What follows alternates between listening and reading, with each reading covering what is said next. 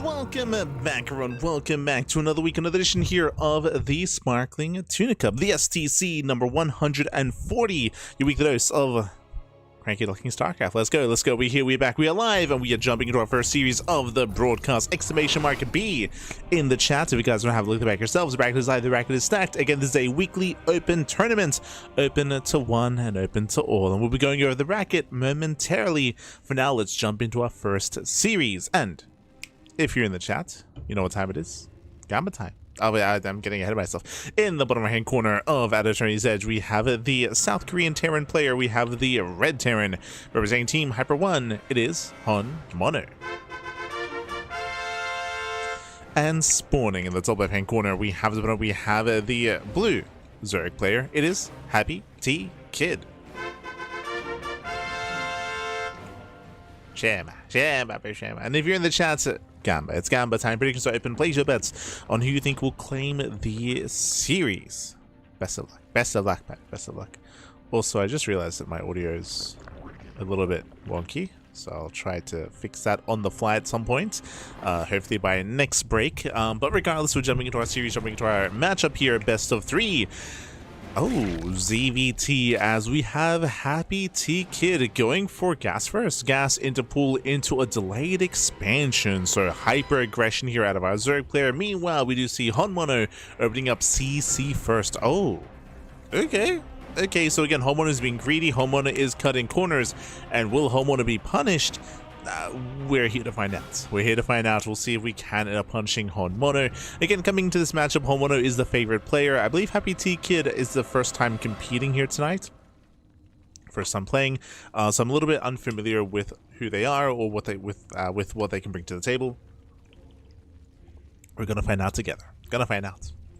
Also, when I see Happy T Kid, I think Happy Tree Friends, not gonna lie. I think that's where my mind goes. Let's go.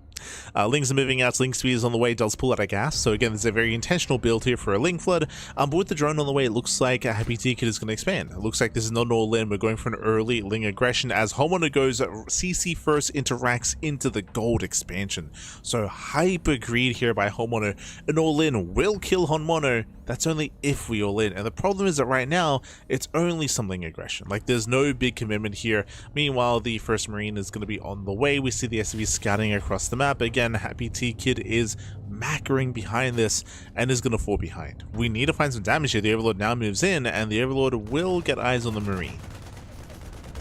Yeah, the Marine is spotted. There's no wall. You have to pull the boys. Oh, very clutch eBay there out of Honmono.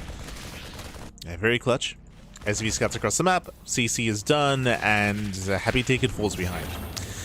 This was supposed to ideally delay the command center, get the Marine killed, get some SCV kills, but Honmono has gone away with not just a greedy build, but a hyper greedy build with that gold. Oh boy. So this is a really rough position here for Happy T Kid. The longer this goes on, the worse it's going to be for the Zerg player, as they just got outscaled economically.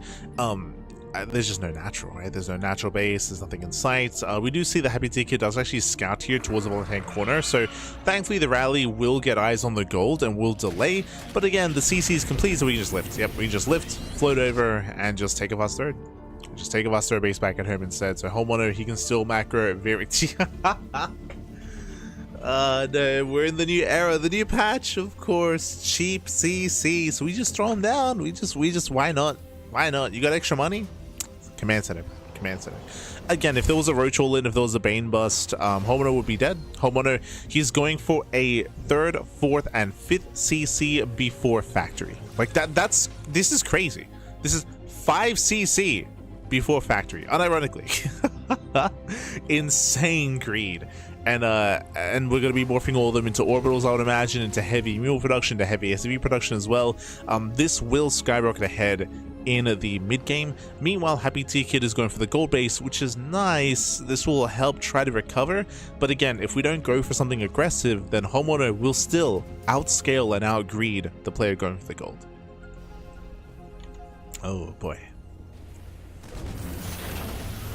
So again, 5 CC before factory. Let's go, bye, let's go. Aye. Behind this, Happy Ticket is going for his lair into Roach Warren, into our early game setup. Again, there's no aggressive timing available here. There's no like Evo Chambers upgrades +1 or links, or sorry, Roach speed. Lair's a little bit later, so yeah, it's looking quite rough here. We'll see if Happy Ticket can recover in this game. There's 2 ways in my mind to recover, either hyper greed or hyper aggression. If we don't go for either, then Homeowner's free to do whatever he wants, and what does he want to do? Ghosts. We're heading straight into Ghost production here after the 5 CC opener. Hellions are amassing, Ghosts are on the way. Planetary does finish outside the natural. Well, this will mean there won't be 5 CC, there won't be 5 orbitals at least. It'll be 4 orbitals and one planetary. Bearing in mind that we did need the planetary here because there was such a delayed factory. Remember, this was factory after the 5th CC. Like, that's why a planetary makes sense. And now we're just going for another command center, another CC. There's a Nidus on the way, but this is a very wonky Nidus. Oof, and the scan confirms everything. Yeah, it's a very delayed Nidus Worm. It's very late all in. It gets scouted as well, so now Homeowner should be very adamant about scouting. Yeah, there we go. He's going to be very diligent. Homeowner's in position. How many roaches do we have? 10 roaches. And we drone behind this? Oh. Aye.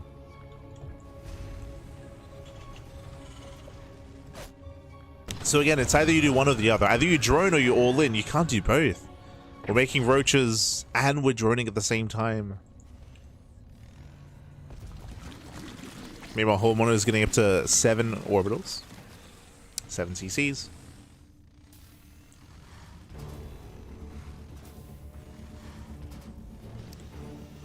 It's getting up to 7.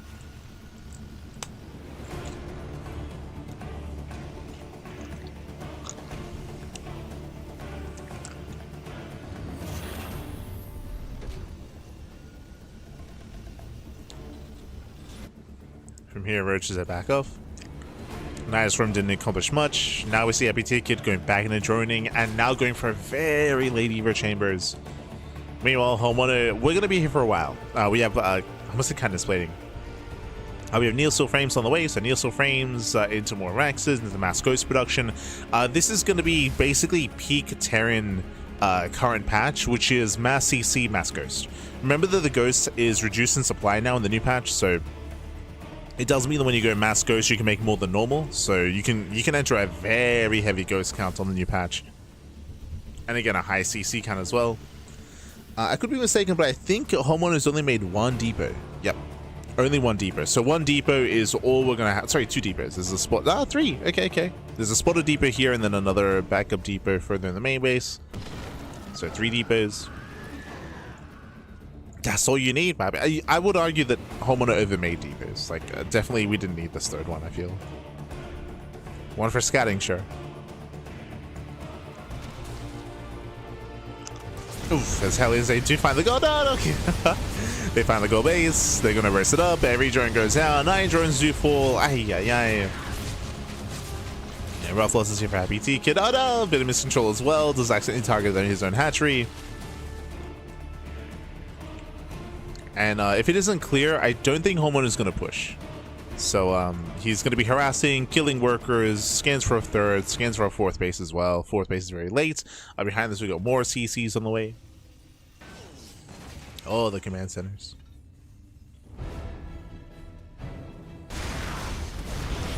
Oof. Catching at the riches. And I wouldn't be surprised if Homeowner doesn't actually push with this. He's going to be hitting the gold expansion, that is true. But based on Homeowner's reputation, there's a very high chance he kills this and backs off. So we'll see. We'll see.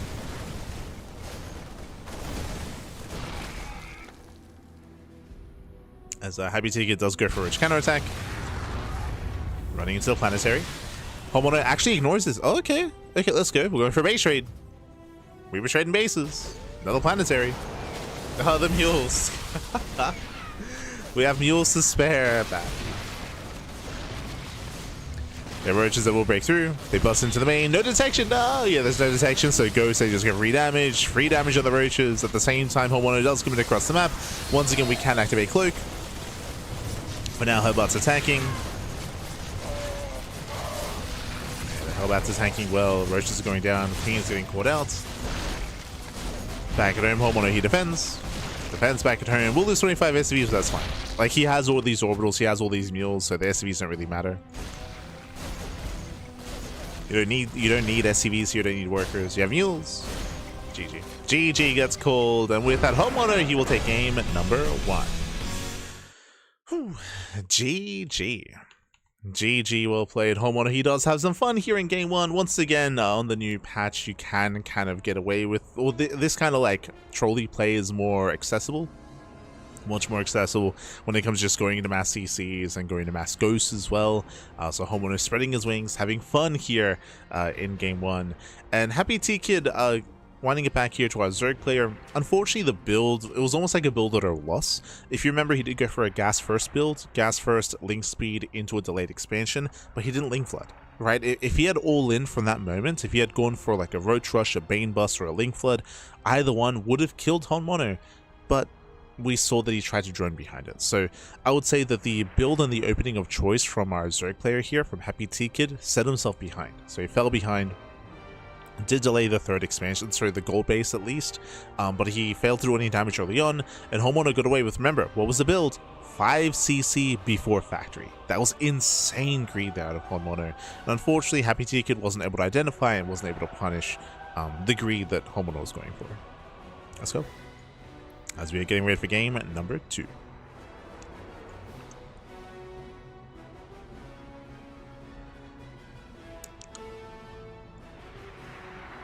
And we will soon get ready.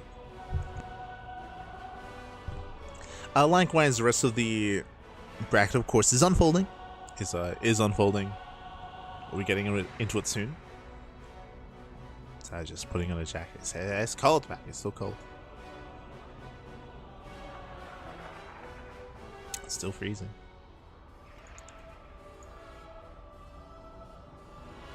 Oh, I forgot to give a shout out as well. Esther Rowdy. Esther Rowdy. Good to see you. Good to see you. Hope you're doing well. Esther Rowdy.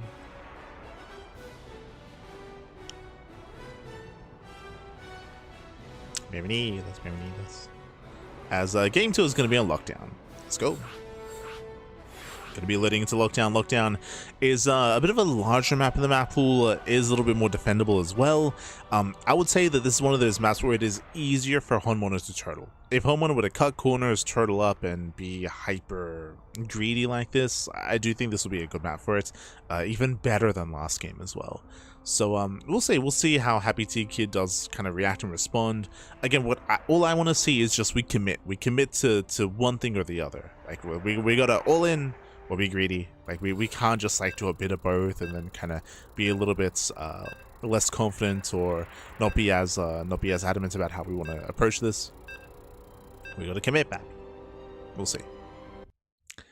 As we're loading into lockdown.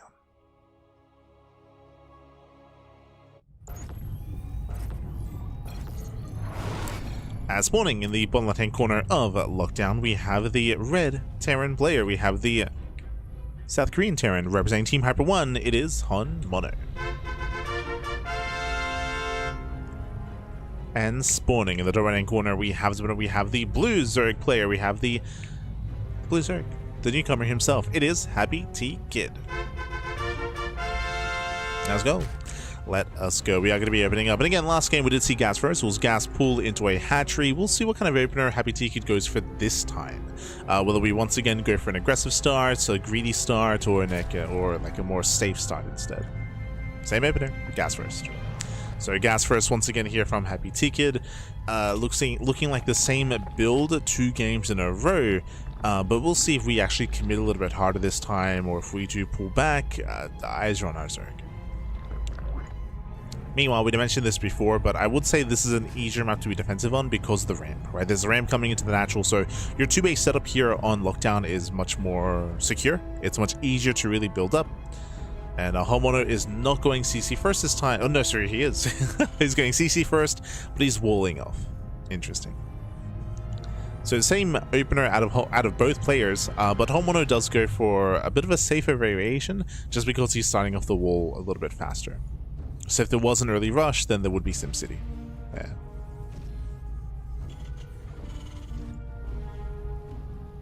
Meanwhile, Happy T Kid is supply block. Oh, this build is not. Yeah, this build is a little bit flimsy here. It's a little bit rough around the edges. We have all this larva, but Happy T Kid just expanded. Usually it's Lings first, then hatch. So yeah, the opener it's very unrefined, very unrefined. So link speed has begun. We're just droning. Okay, yeah, we're just droning from here. Droning, saturating. Overlord gets across the map, confirms the full wall.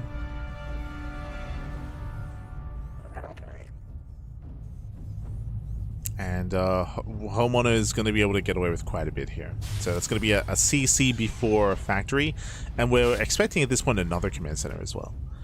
From the side of Happy T Kid here, I would say the early link speed isn't really going to be able to accomplish much. Remember, there's no Reaper. There's no Reaper harass. There's no Reaper aggression. There's no Reaper scouts. Because of this gas could have been spent on a faster lair or a faster roach warren, which would have been much more impactful. But here we're spending it on link speed, and we have delayed gas income. Oh, it's a big, yeah, not a big supply block, but one nonetheless. And yep, there it is, 3rd CC. So 3rd CC before, sorry, 4th command center before factory. Do we go for a 5th CC before factory again? Do we? No. No.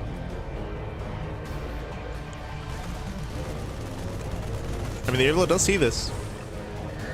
I think this is the first big deviation from game to game, is that this time Happy T Kid, he sees the green. Like, he sees no add-on on the racks, and he sees the command center being built at the wall.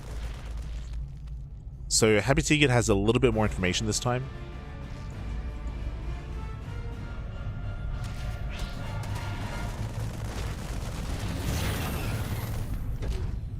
And what are we doing with that? Taking a 3rd. Okay, so we're taking a 3rd base. We're going to try to drone, saturate, build up. Because the factory is so late, there's no Hellion aggression. We're actually going for a 2nd Rax. So still no factory. Going for a 2-on-1 variation of extra CCs.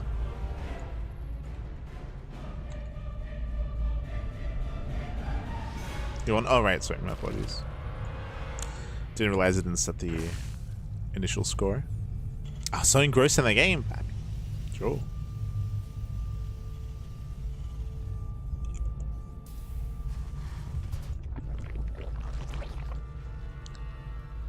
As we are once again going for the Ghost Rush. This time it's off of only 4 command centers, not 5. So again, this time it's a little bit more tech heavy here out of Honmono. Some faster axes, faster tech, faster eBay as well. Not as greedy as last time. Still insane greed, don't get me wrong.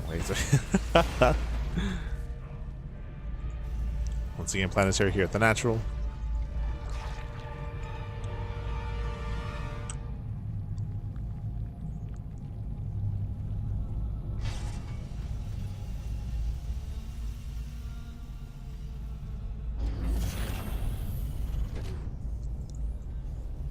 So from here, home one is going to be expanding.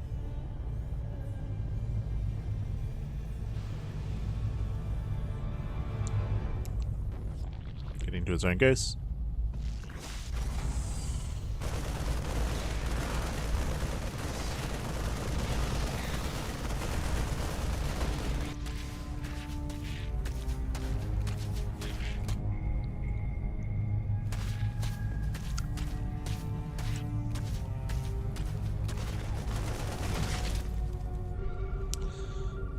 From here, we'll see how Happy Tiki does respond. We do have a lair on the way, but this time there's no Roach Warren. There's no... Oh, going for a Baliness instead. We have potential for maybe even a Spire tech, so we can go into Spire play, into Mutas, we can go into Hydras, for example. Happy Tiki is taking a much more macro approach this time. I do like this a little bit more. Plus one range tells us most likely Hydras. Okay, so most likely Hydra, potentially into Lurker. We're playing for the mid game. The issue that I have here is that, again, the greed isn't quite where it needs to be. Compare the workers. We have Honmono with 63 SCVs plus mules. Meanwhile, Happy T-Kid on only 42 drones. Like, the droning has been lacking in comparison. Some of that has been supply blocks, but also just the awkward nature of the game itself. Balancing between making units and not having to, because Honmono is being so greedy. These things even also do kind of hurt Happy T-Kid, as we could otherwise be droning a little bit harder, saturating, and just building up on 3 bases.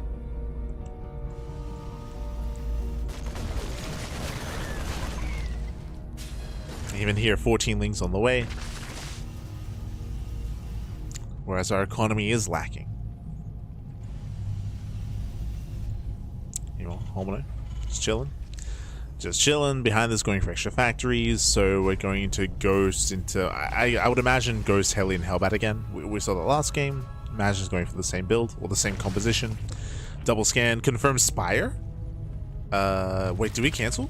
We did. Oh, early. If you recall, early we had +1 range on the way. It was cancelled, and we're actually going into Mutas, but we cancel again. So we're going back into Hydras? Question mark. It's either we go for a Hydrogen or an Infestation Pit at this point. What's it gonna be? If you go for the pit, it's for Linkbane Ultra. Yep, there it is. So pit's on the way.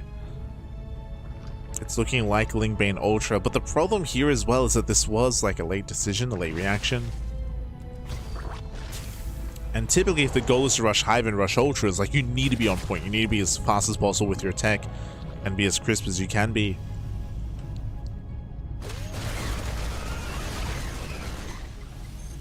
I'll save the Ghost. Ghost is saved.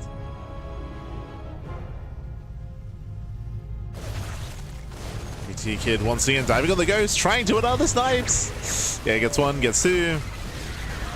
Especially with the new Ghost, now that damage doesn't cancel snipe, like, moves like this cannot work, right? Because now you can freely snipe Overseers without worry, without concern of being cancelled, or having your snipe being cancelled.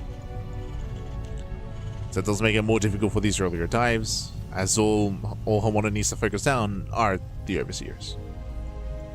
Just snipe the Overseers. Happy T-Kid trying to go for a bust. There's not many SCVs here at the Planetary. So Bailings, they go in. They will get some SCVs. 8 SCVs go down. That's good, not a cancel. So kills 1 CC as well. And Honmono, he pushes. Yeah, Honmono is going for the move outs, going for the counter attack. Back at home, we have a purely Link to defend. Yeah, it's going to be Link Queen defense with some Bailings. And I don't think the Siren can be stopped. Yeah, snipes, they pop off. 1, 2, 3, 4, 5 queens go down. Aye. Not like this. Yeah, more Hellions have arrived. And from here, Honmono snowballs out of control. He snowballs out of control.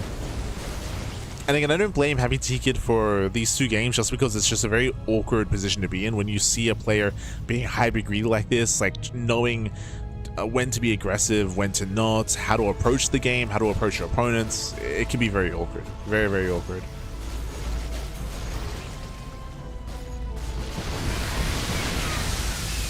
Someone does make his way in. SR steps into the bases. GG gets called, only Links to defend, and Honmono will claim the series 2-0, advancing on to the quarterfinals. GG. GG, well played. Congratulations, homeowner. He will claim the series. He will advance on.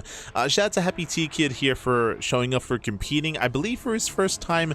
Once again, as we mentioned, it can be very awkward and very difficult playing against homeowner. Even like the top players, even like Hearthstone struggles against homeowner. Even a lot of the top pros, like they can struggle just because of homeowner's style. It's very unorthodox, very different. GG. GG, well played with that homeowner who will claim the series. And let's catch up on the bracket. Let's go. Let us go. Exclamation mark B in the chat to have a look at the back yourselves as we have some updates. Okay, so first things first, we do have Scorpion. Scorpion's up against Liquor in the first round. Winner goes up against ByuN. Winner of that goes up against Camos. Camo takes on Perceive 2-0. Meanwhile, you have Star Knight. Star Knight up against Shovka in the first round. Winner goes up against Gerald. Winner of that goes up against Nicoract. So we do have a couple of matches lined up here as well. Scrolling down, we do have Maxmore. Maxmore is up against Bulkachin. Oh, hey! Bulkachin, who actually used to compete in our amateur tournaments like a year ago, 2 years ago. It's been a while. But really cool to see. Winner goes up against Classic. Winner of that goes up against Hon Mono in the quarterfinals. And likewise, we have Captain Fish. Captain Fish takes down Roxas 2-0 up against NightMare. Winner goes up against the winner of Eba and Signier. So still a lot of matches to go, through. My goal here was to try to follow Hon Mono into Classic. But looks like we still have a ways to go here. Looks like there's still a lot of the early round matches that are still yet to conclude, and of course a lot of round 16 still yet to conclude as well. Honestly, there's going to be a lot of really good matches in the quarterfinals. The potential Gerald versus Nicoract is going to be a lot of fun. The potential Classic versus Mono, or the potential NightMare versus Eba as well. So a lot of PVTs, potential PVZ as well. I say potential because I know that Eba has been playing a lot of Protoss, and even some Terran, I think. Like, Este Eba. So it's hard to say how that will unfold. But a lot of matches, a lot of series to come, a lot of series to go. We are going to be coming to a short break. I did notice some audio issues, so I'll try to fix them. So we're going to be coming to a short break. When we come back, I don't know what we'll jump into. We might jump into a series that's ongoing, or we might just wait. We might just wait for a match to open up as well, or for a match to finish. If we do, who do we want to jump into? I do want to. I'm probably going to avoid ByuN for the beginning. It is expected for ByuN to make it to at least the semifinals, so we'll be staying away from the upper portion of the brackets. We'll be focusing a little bit more here in the center. Again, Classic versus Homeowner or Gerald versus Nicoract. Like, those two matches look the most entertaining to me, so I'll be looking to jump into those potentially, or maybe even the potential NightMare versus Eba. But I know that he's very out of practice at the moment. Like, Eba, he has been very, very out of practice and hasn't been playing much, and he's been taking a break from StarCraft. So I don't really know what to expect from that. So for now, we're going to be going on a short break, and we'll see you soon. We'll see you soon after the break. See you soon.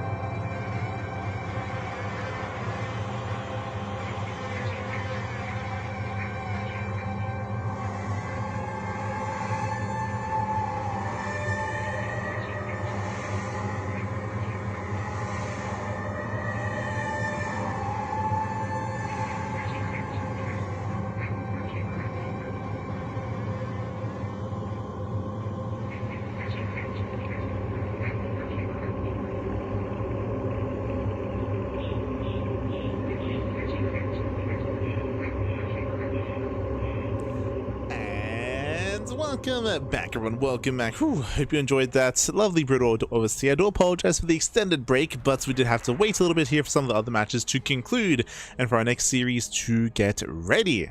Let's jump in. Let us jump on in. Before I get ahead of myself, though, a big shout out to Captain Fish. Captain Fish. Thank you so much. Thank you so much for the raid. We do appreciate it. Hope you had a great stream. Hope you had a great time. Of course, Captain Fish, he was competing in the tournament, and his series did conclude.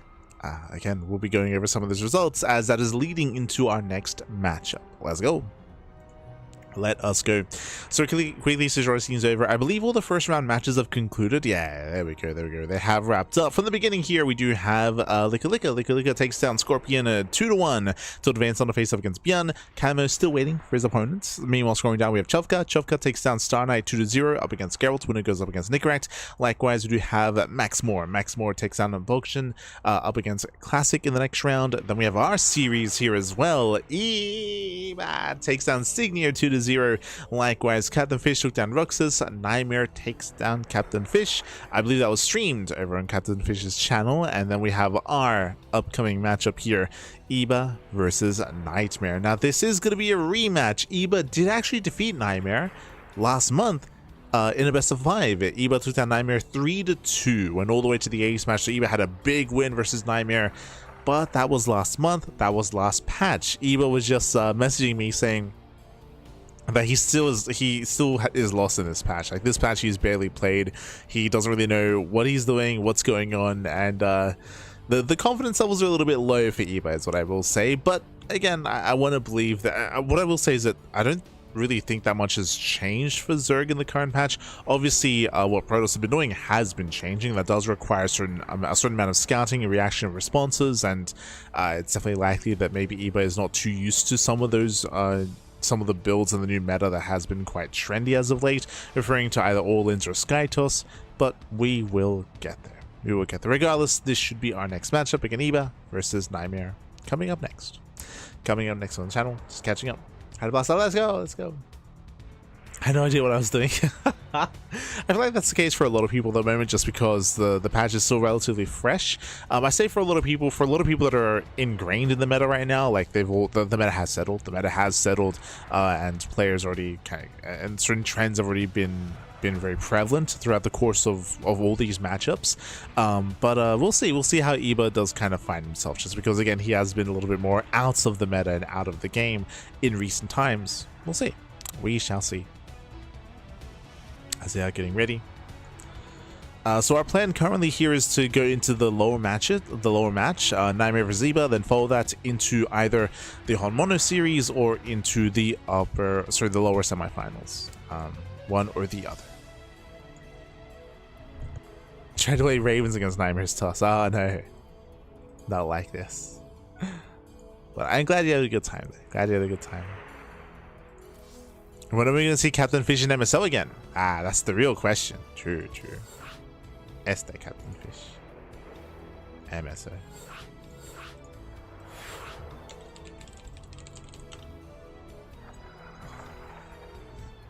As looks like our players are ready, Vitas are done, and game 1 is going to be on Sanctuary 3. Okay. So we have our game, we have our matchup, we're going to be loading on in.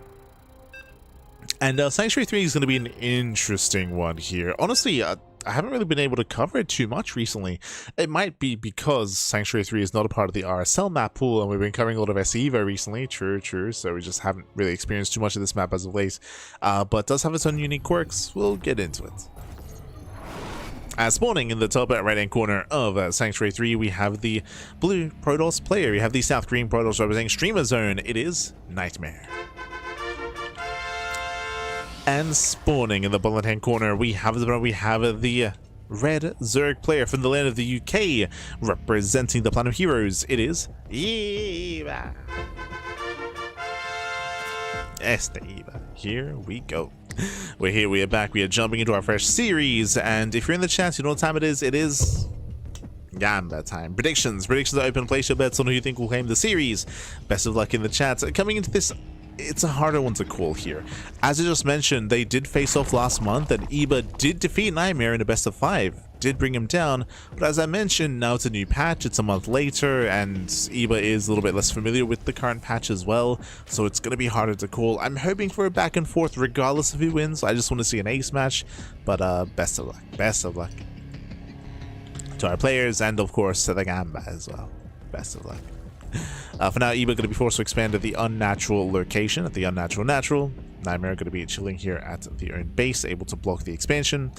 Behind this, we should be getting into our just standard openers here, just gate expand or even Nexus first, or gate expansion we were expecting.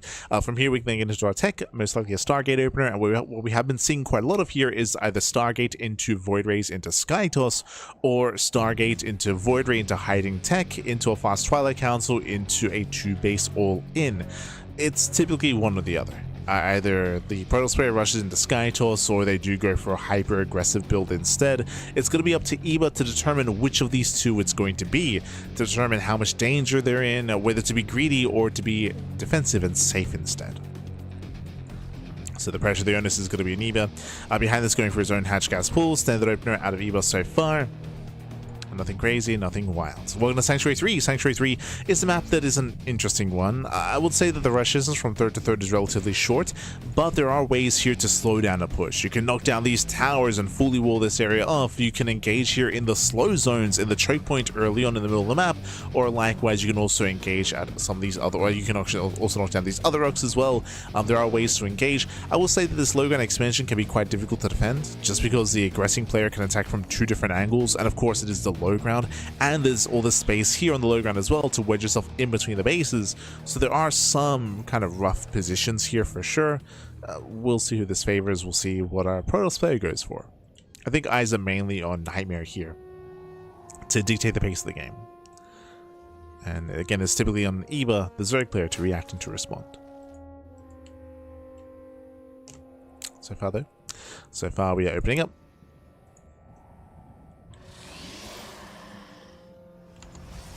Maybe opening. Need 100 games. One day, maybe one day. One day. So now it is the Stargate opener. So it is going to be that Stargate. Again, to be expected. It's quite rare to see a Twilight Council opener these days.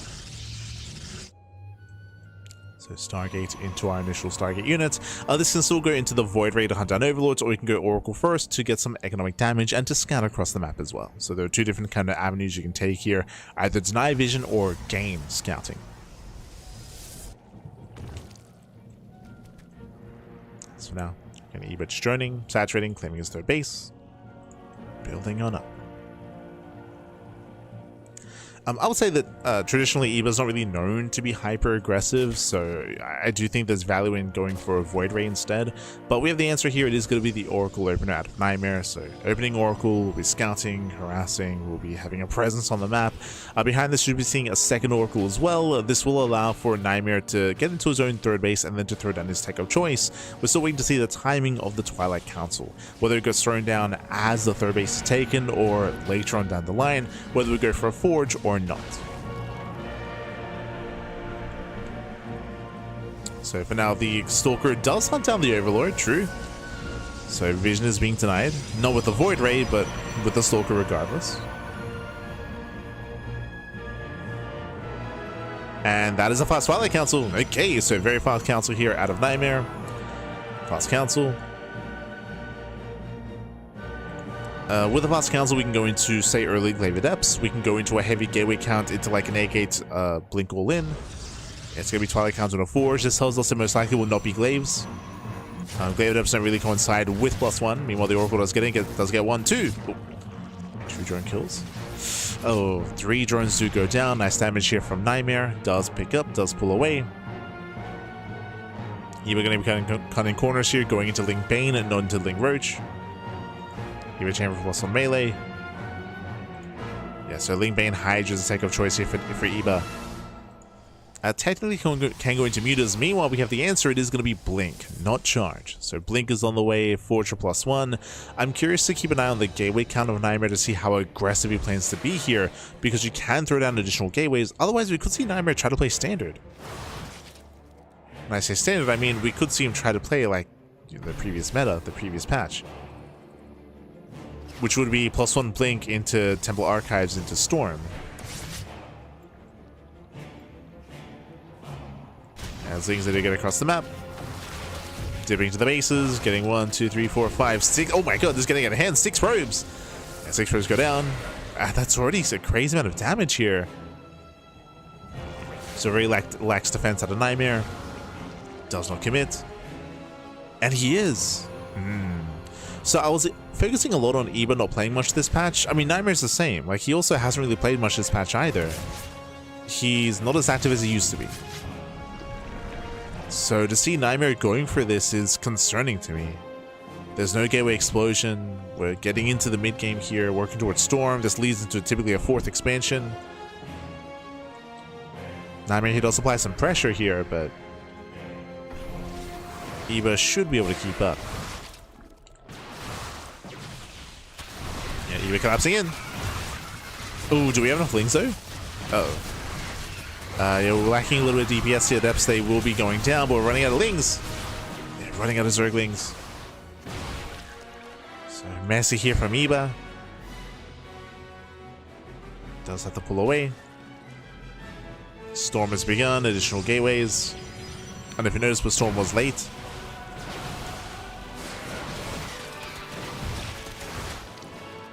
He locks down the army.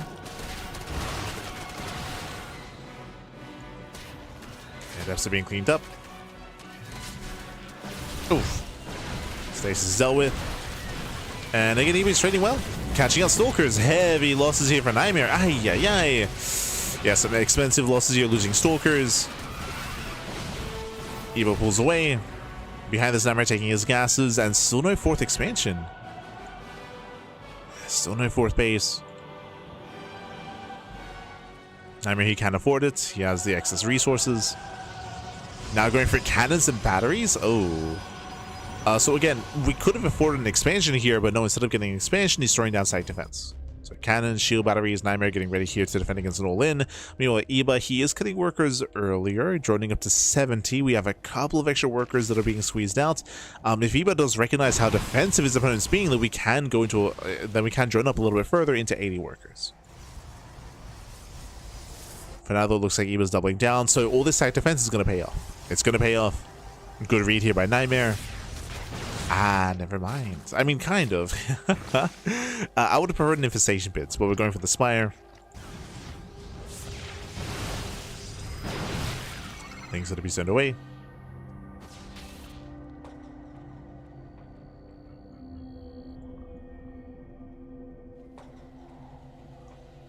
NightMare going to his own fleet beacon. 4th base now being taken. A very delayed 4th expansion here for NightMare. While going for the mothership. Ooh. The Oracle gets caught. But NightMare is going to try to turtle at this point. It's just all about turtling until Sky Toss. Meanwhile, Eba, he's pushing already. So we're going for a move out. It's a lot of Banelings. This will come down to the Storms. Comes down to the Storms. There are 7 High Templar. 2 Storms are spent. There's at least 5 more.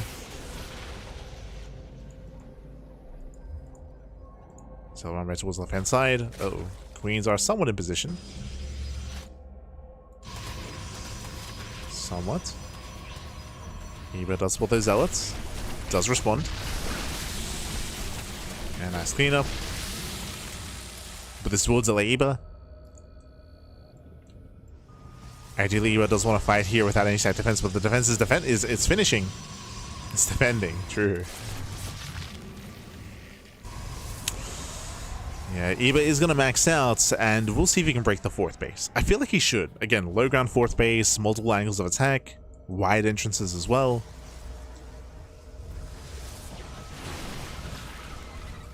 Eba should be able to collapse in. I'm not loving the idea of Eba pushing towards the 3rd, just because there is a lot of side defense there. Nice target firing. Yeah, nice rally. Gets 1, 2, 3 drones. Eba rolls in. Bailey does connect. Breaking down some of the side defense. That's 2 storms. We have 12 temp. Jesus. That's a lot of storm. It's a lot of storm, papi. Banes do roll in. Yeah, no reaction. No reaction by the probes. Banes make their way into the High Templar, and they do force an Archon. And they do connect a couple of Archons of Force, catching up 4 Templar. Not many storms left. Nah, there's plenty. Yeah, plenty of storms are coming in. Again, it was 12 Templar in total. The base is still going to go down, but these are expensive losses here for Eba. Expensive trades.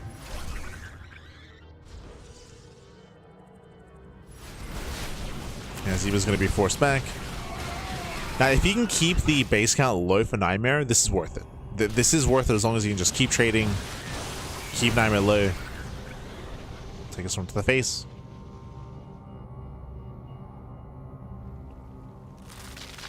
Eba pulls away. NightMare rotating. Eba now taking the Taker's Lace, so Hive and now Lurker Den. It's late, but it's coming. Did the Mothership arrive? It did. Mothership is out. Eba backing off. The droning is still lacking for Eba, just now getting up to 9 more workers. So we're just now droning up. So the droning is a little bit wonky here for Eba. The tech is also late, and because of all this, is giving NightMare the opportunity to build up the fourth base. That was not up and running yet, but as we mentioned before, like, this is going to be a big pivotal moment here for NightMare, is whether or not he can expand and maintain this base, this nexus. You see he's representing the bases. Behind this, 11 High Templar. It's again a lot of storms.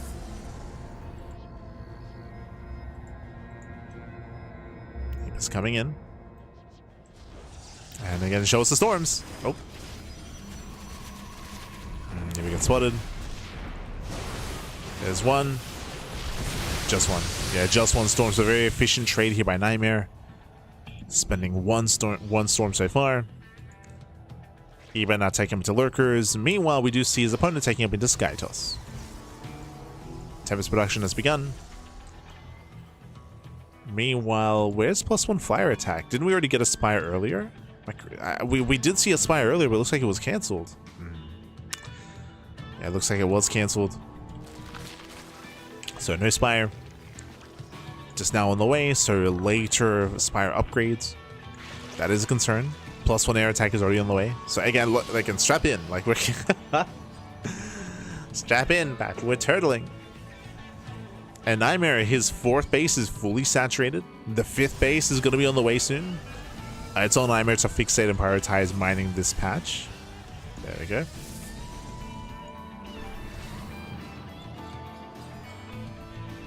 I will say we're lacking some site defense here on the right hand side. Like, there's still an opening for Baneless to get into the mineral line. Lings, they distract. Storm of the Lurkers. Cloak is premature. Yeah, NightMare, he was already backing off. He was already backing off, so a bit of a premature storm. Sorry, premature Cloak. Setting for Nidus Worms.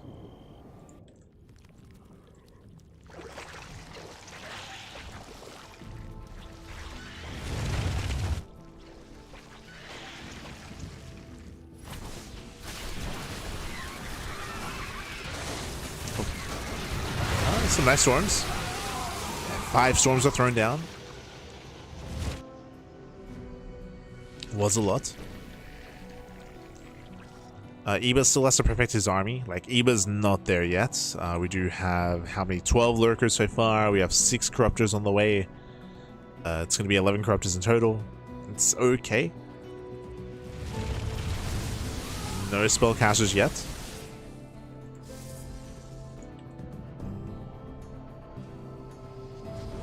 I would say Vipers would be ideal. They need to roll in. They get some side defense. We break down some buildings. That is value. 5th base is getting up. I'll say that from here, the 6th expansion is going to be difficult for NightMare, but these initial 5 bases are solid. Oh. As Corruptors go for the dive. And they try to, they do get 1 Tempest. 1 Tempest goes down. Overseer's resetting here. for Nidus vision. NightMare throwing away some stalkers. That's fine. It's not ideal, but okay, not the biggest losses. So we're focusing a lot on Eba's composition, how he's working towards, there it is, I was saying Viper earlier, we're working towards Infestors, Engineers. Meanwhile, when it comes to NightMare's composition, we're still a little bit lacking as well. 17 high-tech, Jesus. 17 High Templar, papi. Ay. That's, I would say, too many. Archons have their place. Oof, losing one Templar. Nidus in the main base, let's finish. Lurkers they get in. They're not within range of anything yet, but they're working on it. Catching on some pylons. Catching on 2 gateways as well. This does force a reaction. Tempers are coming in. And Lurkers are going to get out of here. We need to leave. Oh my god. Does get away. Lurkers, they pull away. Meanwhile, they do get on top of the high ground. Nice positioning here from Eba. Oof. But we'll lose Lurkers. Losing one. One lurker goes down. And there's the Viper tech and the Infestors. So he was getting there. What I was going to say here for NightMare is that his high Templar count is too high. Ideally, you do want a healthy amount of Archons to protect your Tempest from the Corruptor dives. Right now, I think there's 2 Archons? 3. 3 Archons. That's okay. I would typically say you do want more than that, though. When it comes to your Archon and Mortal counts, to have like some healthy support for your air army.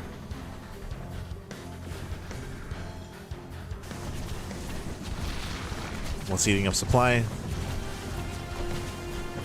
NightMare still yet to max. Pushing through the center. Eba coming in from behind. Does not get the Tempest. Ooh, Fungals are late. Yeah, those were some wasted Fungals.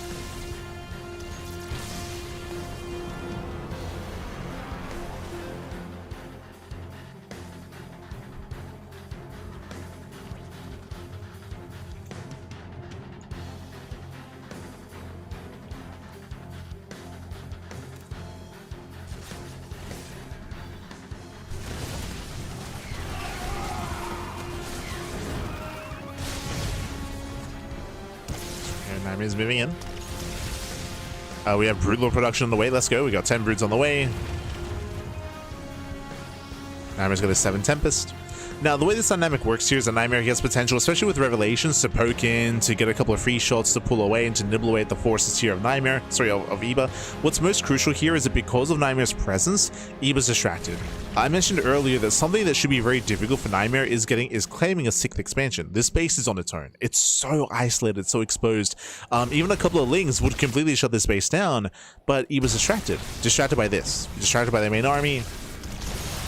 NightMare moves in, knocks down an expansion. Eba tries to respond, does land a Fungal. Fungal does land. Base goes down. Ooh, gets 1, gets 2 High Templar and the Immortal.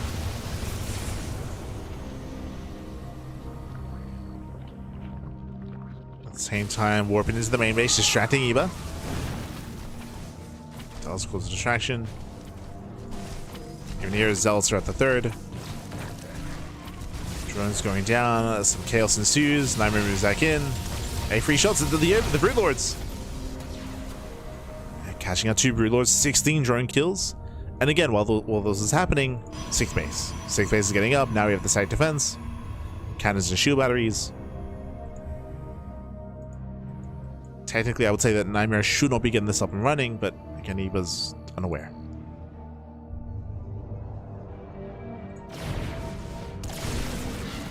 Is unaware. I believe he just rallied. Yeah. No. Never mind. I thought he just rallied his scouts, but not yet. Just staying back at home. Throwing down more spores.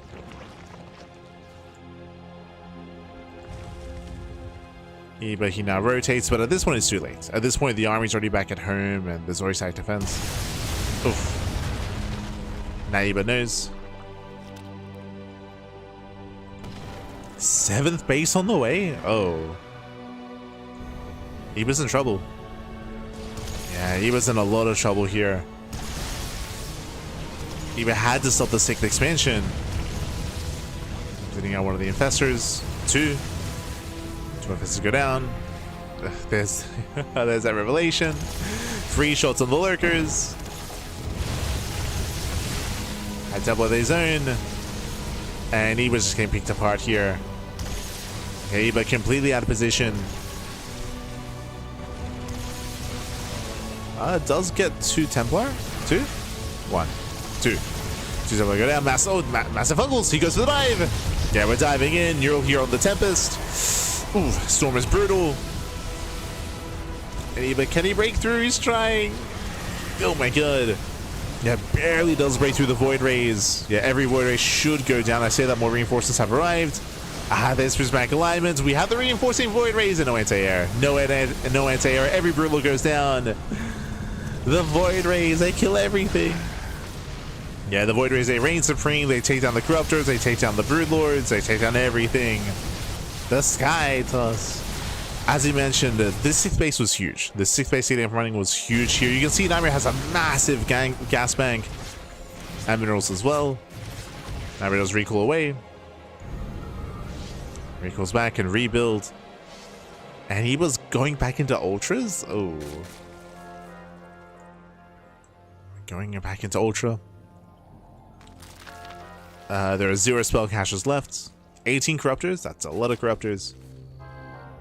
Meanwhile, NightMare, more Voids. mass Void Ray, Fabi. Let's go. Oh, the Voids. The Sky Toss. Of course, with Archon support as well, as you mentioned. Archon, Storm, Tempest, Void Ray. There's our Revelation.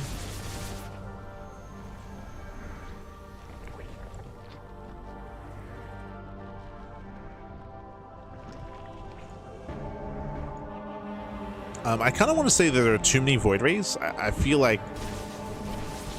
Yeah, I feel like it is a bit much, but at the same time... They did win NightMare the last fight. Like,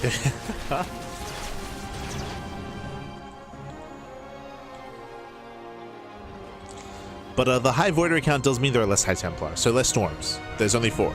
Only 4 High Templar. Not much Storm to work with.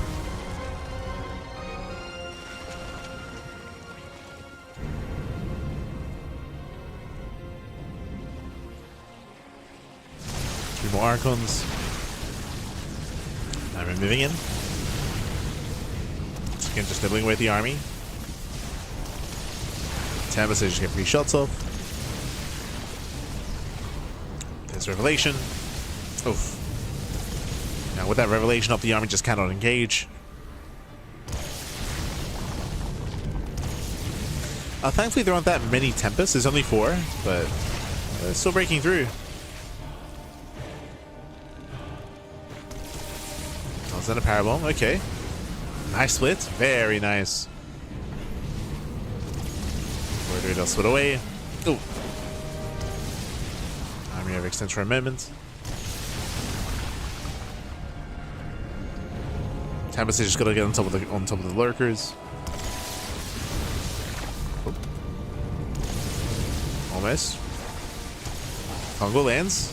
Eva going for the dive. He's running out of patience. Yeah, he commits. Eva does commit. We land 1 Parabomb. Ling's in from behind as well. Oh my god, the Archons and the Void Rays, they pop off. They kill everything. They kill everything. The Prismatic Alignment.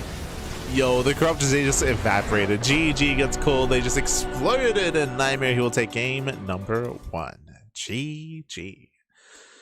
Whew. GG, well played. And NightMare, he does snowball out of control. Again, Eba just had a really rough mid to late game there. We did mention that typically the Zerg player wants to gain map control, have a stronger economy, and contain the Protoss on a low base count. If you recall, Eba failed to do so. NightMare did get his 6th base up running, and that was a big pivotal moment there for NightMare to build up his bank, to accumulate, what was it, like a 5k gas bank? It was insane how much gas and minerals that NightMare had, and likewise from there get a 7th base as well, and just maintain that control, maintain that higher economy, the higher bank, and was able to just snowball from there. GG. GG all played. Eba did have some nice moments leading up to that, don't get me wrong. Did have some nice moments, but again, wasn't active enough to get eyes on when bases were being taken to be able to punish them. GG. GG all played. With that, we're going to be loading into game number 2. I'm ready for more Void Rays, Pappy. True.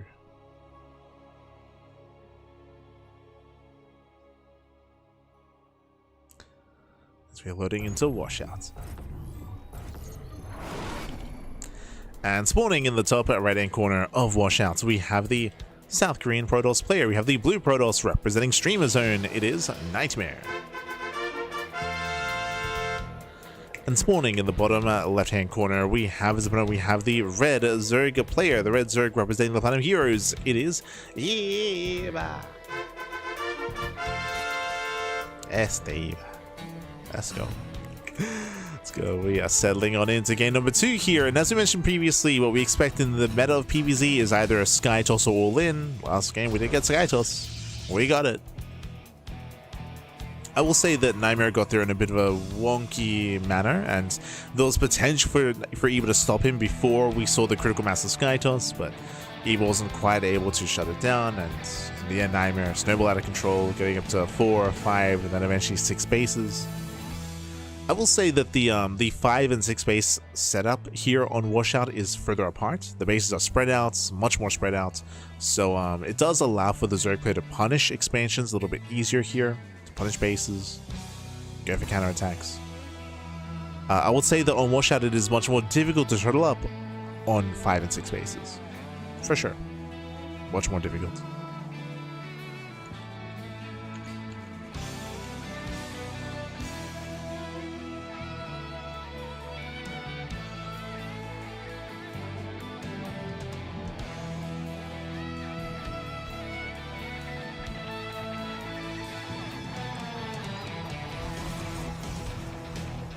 That's for now. That's now just calming down, we're settling in.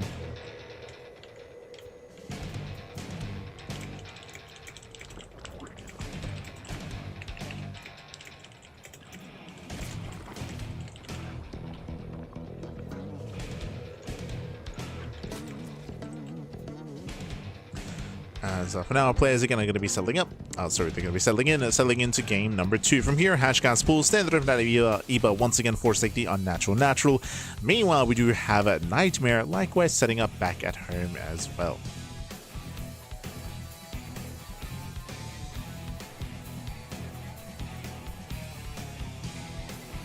Setting up.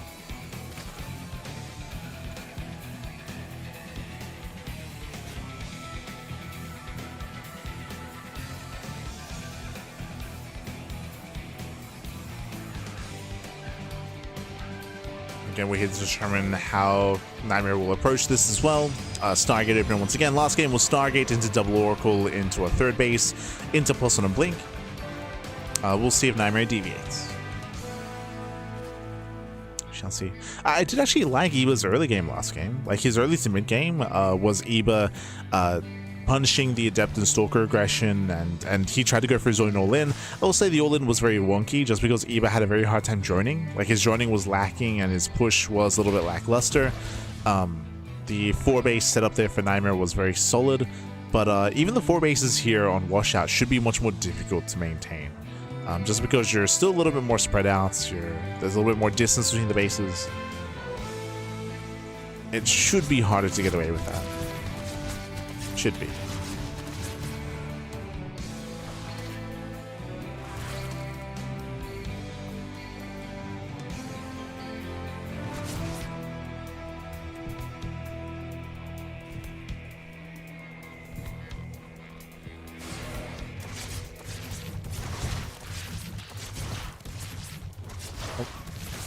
As those to make their way in.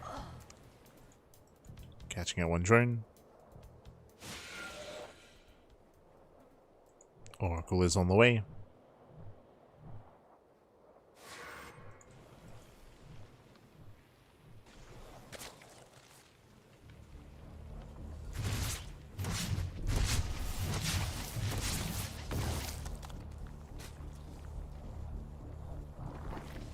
And it looks like he will delay the 3rd. Does delay by a couple of seconds. Does the expansion, the Oracle goes back in, gets 2 drone kills, but that's a lot of hull damage on the first Oracle. Oh. There's a lot of damage. So far, a better start for Eva. So far. Eva's looking in. Oh, and that is a fast Roach Warren. Okay. Last game, remember, it was early Eva chambered +1 melee into Ling Bane. This time, early Roach Warren. You have my attention. It might just be to play safe. It might just be safety. Doesn't have to be aggressive.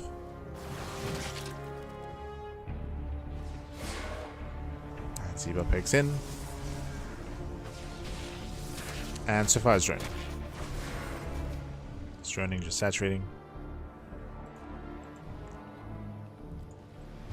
The Oracle this time, the Queen is in position. Does deflect, gas is being taken, layer is on the way, so Eva's building up in towards the mid game, and it looks like it was just a safety Roach Warren. Just playing safe. Ooh, meanwhile, NightMare rushing into the Fleet Beacon this time. Going for either a Mothership Rush, or we could even go into like a Carrier Rush, a Tempest Rush. I'm not fond of Carrier Rushes, but Hero does like to mix it in. Unfortunately. It does have a bit of an expiration date whenever you do go for it. I mean, what episode it puts into the main? Either push it in. The Oracles they support, they will get 1 Queen. Barely not. Oh my god, the Queen does pull away. The Queen pulls away, but the Lings are all going down. Adepts, they hold their own, and they can make their way into the mineral line. They can, and they don't. Shades out instead of shading in. There was potential drone damage if we had gone into one of the bases. NightMare playing overly safe. Now moves in. At this point, now Eva can focus on the defense. Commit. Nice transfuse. Meanwhile, does get into the mineral line. We're getting 1, 2, 3, 4, 5 drones. This is getting out of hand. It's getting out of hand here. Getting 5 drones. Mothership is on the way. Just the Mothership. True. We're not going into Tempest or Carrier. It's Mothership into Twilight Council into a Gateway Explosion. I believe this should be charged. But the gases are being taken. That's a lot of gas. Never mind. So it looks like Mothership into Blink Stalkers. You kind of go for a cheeky maneuver where you go into like a massive recall move with the Mothership. Oh, the Oracle sticks around too long. Oh, barely gets away. No shot. 1 HP. Yeah, the 1 HP, the Oracle gets away. Meanwhile, the others do back off. 2 more drones. Oh. 2 more workers. Here comes that Gateway Explosion. Not going for a timing. I assumed we would. Meanwhile, German Taxi. Okay, so NightMare is going for a massive Gateway Explosion into +1 into a heavy Gateway count on 3 bases. NightMare throws down static defense, and NightMare is going for a delayed 4th expansion, just like last game. Meanwhile, also similar to last game, Eva is not droning.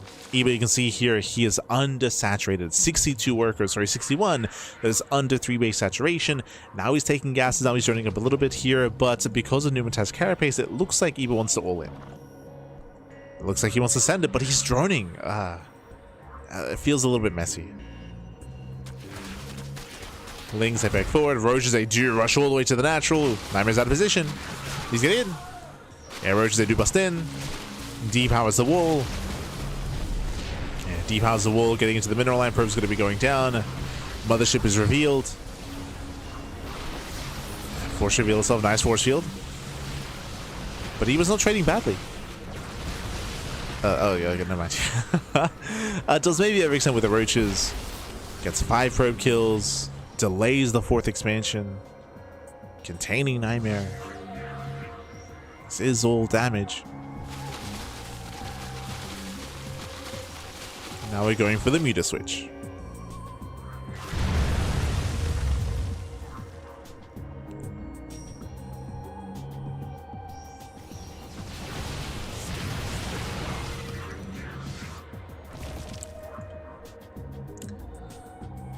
Here we're going for the switch.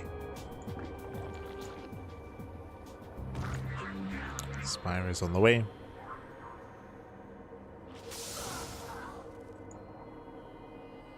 Fourth base still heavily delayed here. Again, as opposed to last game, Eba's done a great job at delaying the 4th, and you can see Eba slowly maxing out. It is an inflated supply, but regardless, like, he still has a massive army. No cannon. Yeah, no cannon in position. Roaches 8 borrow in. There's a cannon in the mineral line. Does force you on borrow. And we get roaches here in all the bases. We have the main push here towards the 4th base. Does force a cancel. Big on burrow here in the main, and on burrow in the natural as well. So heavy losses. 15 probes going to be going down. Ay, ay, ay. Yeah, 20 probe kills. 22. Roaches they waddle in, and NightMare is just torn apart. He's just torn apart again. He just cannot expand. He cannot take up. Oh god, that's a crazy storm, by the way. Yeah, the storms are good, but not good enough. They're not good enough. That's still 29 probe kills. Takes down the 4th base, and with that, we're looking to force the ace match. Anyway, he's forcing game number 3. As we mentioned here on Washout, it was much more difficult for NightMare to expand. Never got a 4th. He tried multiple times, but never got a 4th base. Never built up. And behind this Eba, making a couple corruptors. I believe the mothership is still alive. Yeah, not coming into play. Racing on over. Oh, game. And hopefully everything's okay. So we do get a bit of a pause. Yeah, a bit of a pause here. Bearing in mind the eBay is streaming as POV. Hopefully everything's okay. Especially because he's winning this game. Like he's so hopefully everything's okay. As we are just hopefully gonna be able to jump back in. Maybe some Uber Eats has arrived. Hopefully no connectivity issues. But yeah, winning back when it comes to the game itself. Again, NightMare had a very hard time. I mean, could not get a 4th base. Could not get a 4th base up and running. Tried to tech up and try to be a little bit cheeky with the tech as well. By going into the mothership, by going into that fast Skytrail support. But eBay just committed. He just doubled down. He just sent it, Pappy. And now NightMare's all in. And NightMare, this one is all in. This is it. Cloak is activated. Corruptors have to calm down. There we go. And now we're collapsing in. We're collapsing in the army. There's a slow zone. Yeah, nice slow zone here. At the same time, roaches, they still try to make their way through. Mothership's under fire. Will go down. And barely does. Barely does fall. And with that, there is nothing left. We're down to 4 stalkers. Down to 4. Desperation Zealot run by here by NightMare. Desperation back. Gets across the map. Oh, the micro. Eba enjoying himself here. Eba having fun. Saving his roaches. The micro pack.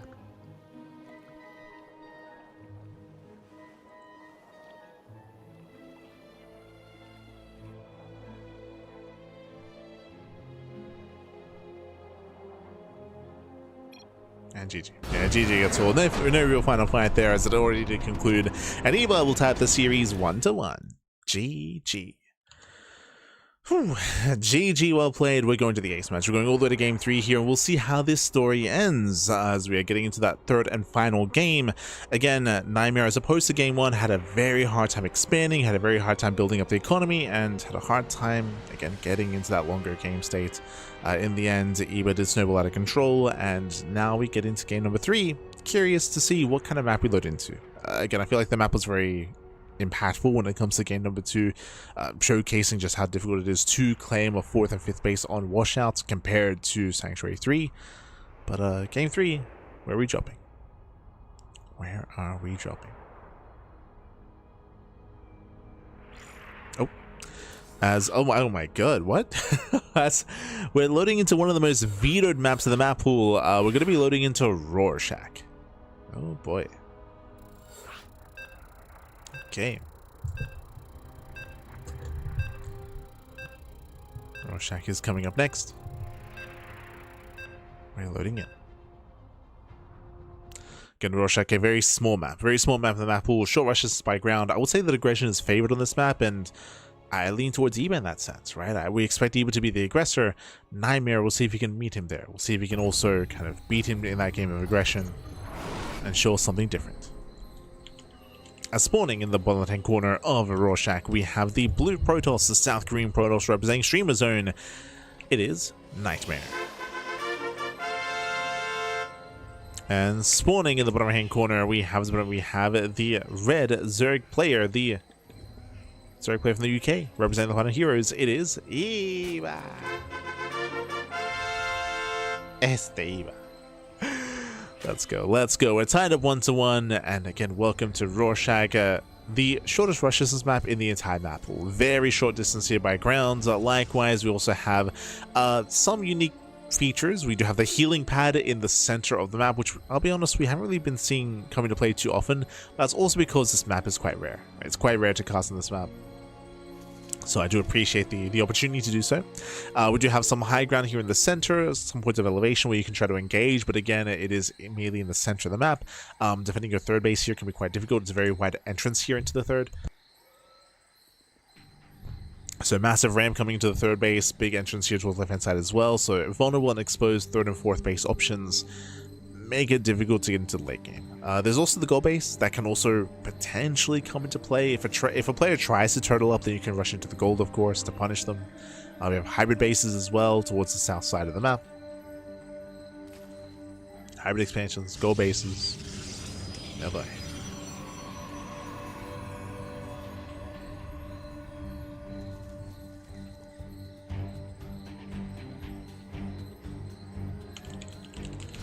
As it looks like the upper semis is getting ready for us, so I'll make sure that we are set up for it, as that'll be our next series. We will get there.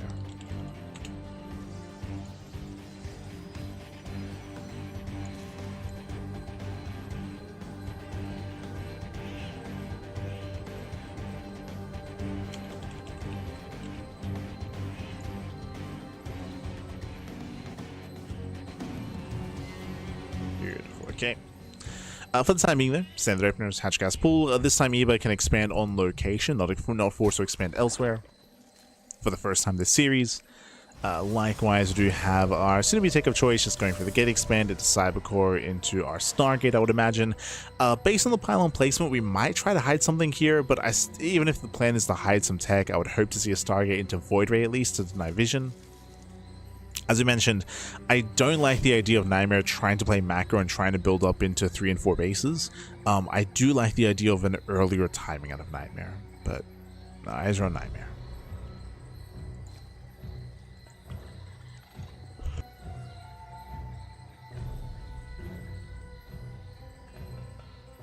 Especially because Eba has already shown us that he's willing to be aggressive, right? He just showed us that last game. There it is, Stargate open for now. Now we have the Stargate.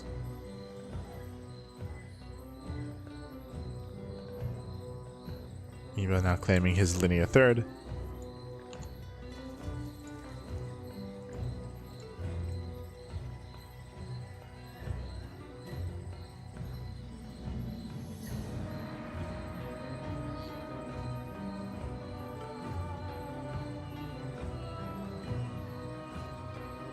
But now we're calming down.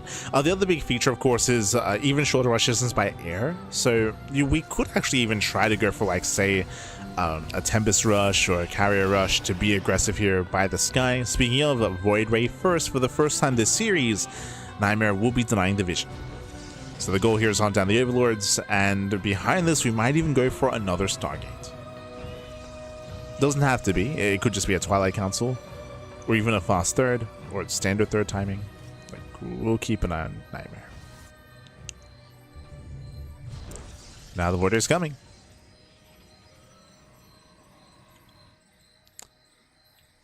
Void Ray is popping out.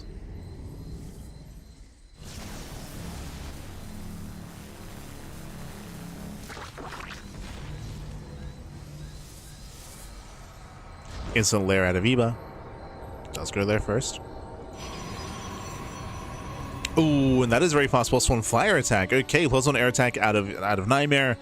And second Stargates. We're not hiding it. We're not hiding anything here. We're just going straight into Sky Toss. Mass Void Ray. Back to 2020, Pappy. Let's go. I mean, hey, the Voiders, they won him game 1. Let's do it again. Meanwhile, thankfully with the fast layer, Eva can react and respond with a fast Spire or Hydrogen. Does have the option to go into either one. Gases are being taken. For now, we're just droning, saturating as much as we can. Fast Fleet Beam is on the way already. Going for the beacon.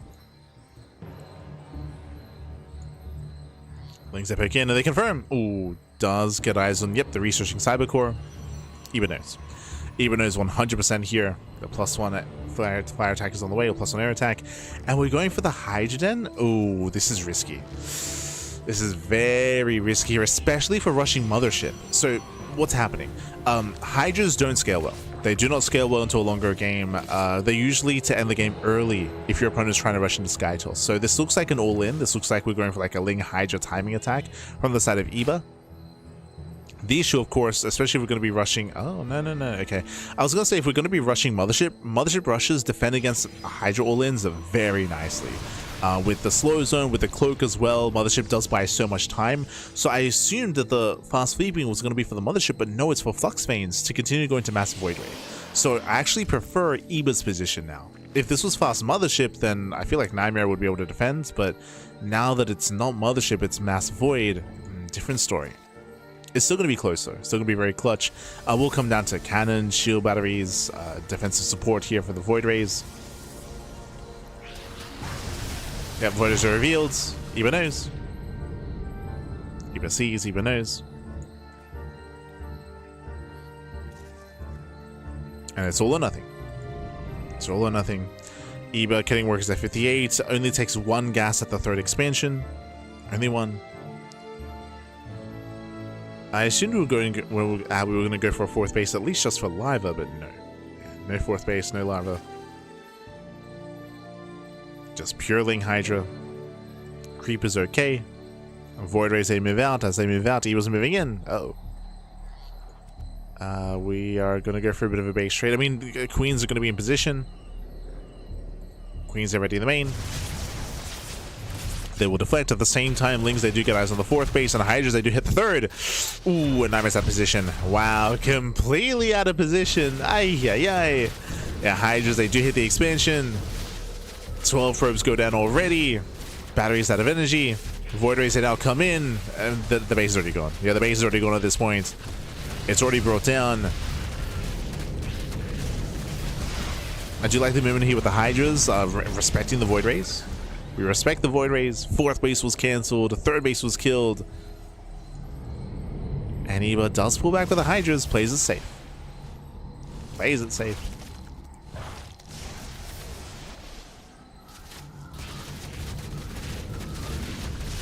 In the end, does reinforce.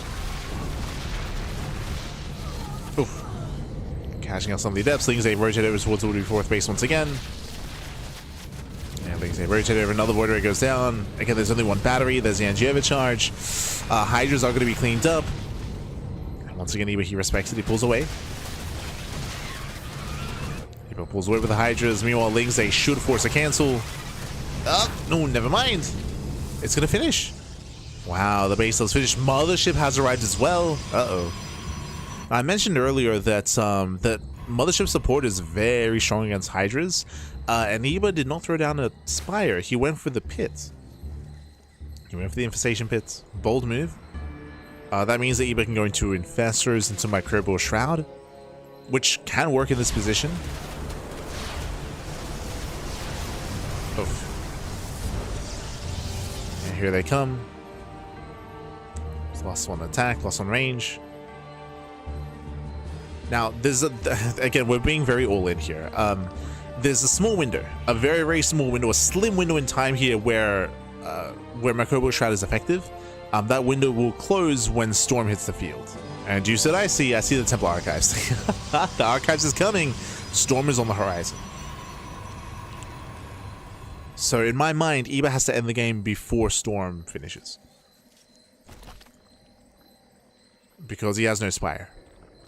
He's going for a second Evo chamber? Oh. Second chamber, gases are being taken. It looks like Evo wants to expand. It looks like he wants a macro. If that's the case, though, I would have loved to have seen a Spire alongside this. Hive. Oh, okay.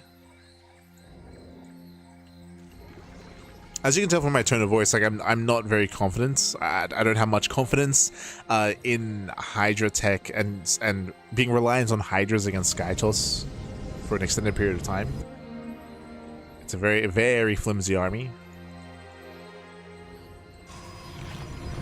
But NightMare, have we forgotten Storm? High Templar are amassing. Where's the Storm? Where is it? Are these Templar just for Archons? Storm, we have the money for it. NightMare, he has a bank. He has a 500 bank.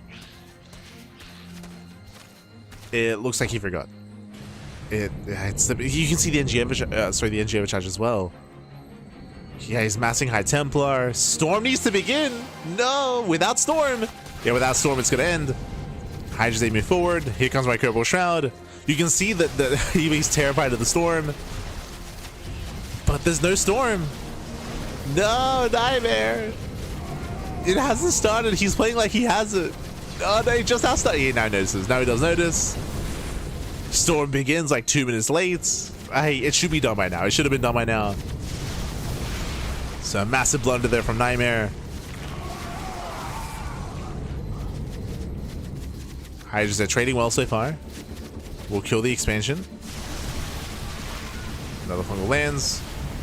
I'm sure Eba's thinking himself, he's like, where are the storms? What's going on? Oh no! Yeah, Templar goes down.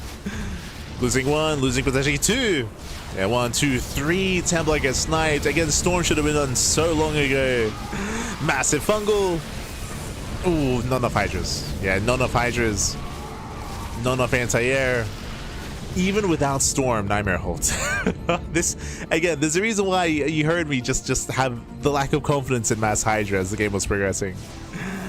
Eba did kill the base, but we'll lose everything. Did lose the army. Ooh, even the infestors. Infestors, they do not get away.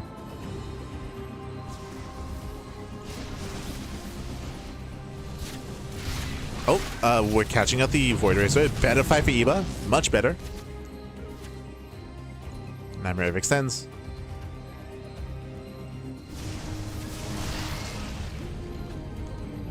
NightMare does pull back. Now, we've kind of stumbled our way into this kind of game state, but I do favor Eba. Again, the lack of Storm was huge. Like, this fight should not have gone as well as it did for Eba. Because of this, we do see NightMare taking the northern base, which is very isolated. It's very vulnerable. And Hive is done. Ultras are coming. The Ultras are coming. The Ultras back.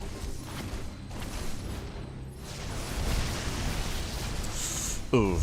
Before that occurs, though, Zalze will have the word with all these Hydras. Yeah, some heavy losses there for Eba. Bleeding out 3 Hydras. We'll be able to trade and catch out 3 Zealots, but not quite worth it.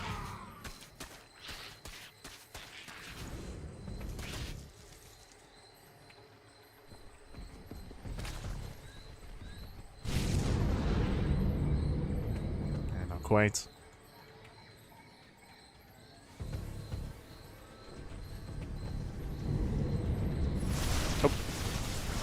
I'm moving in. We'll take a one to the face. Storm's now arrived, but here come the Ultras. Yeah, the Ultras are meant to be the answer. Ultras, they break on through. They try to. We need to. Oh, no detection. Wow, no detection. Oh my god, some massive storms. Yeah, storms they connect, but despite that, the Ultras, they come out on top. Every High Templar goes down, and NightMare, he still does not have a 4th. Still no 4th expansion. Zalze will distract him on the top side, but NightMare's in trouble. And NightMare's in deep trouble here.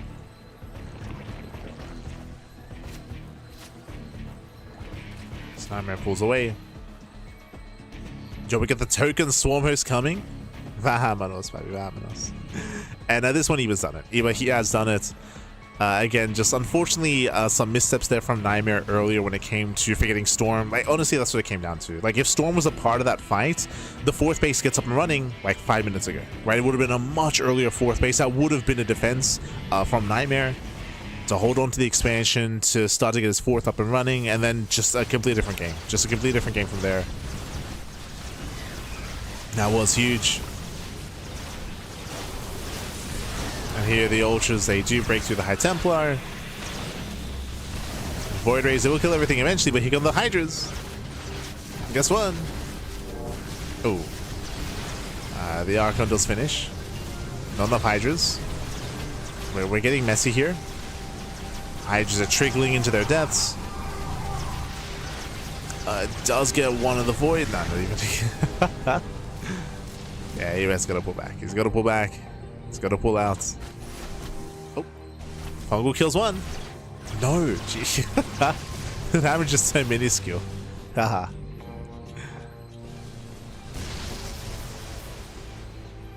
Eva does pull away.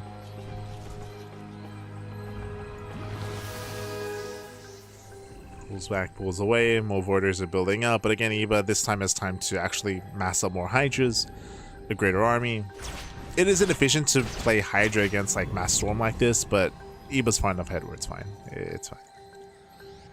It's all good. Oh, Hydra's a lunge in. Catching out one of the Voids. And gets one. Barely gets two.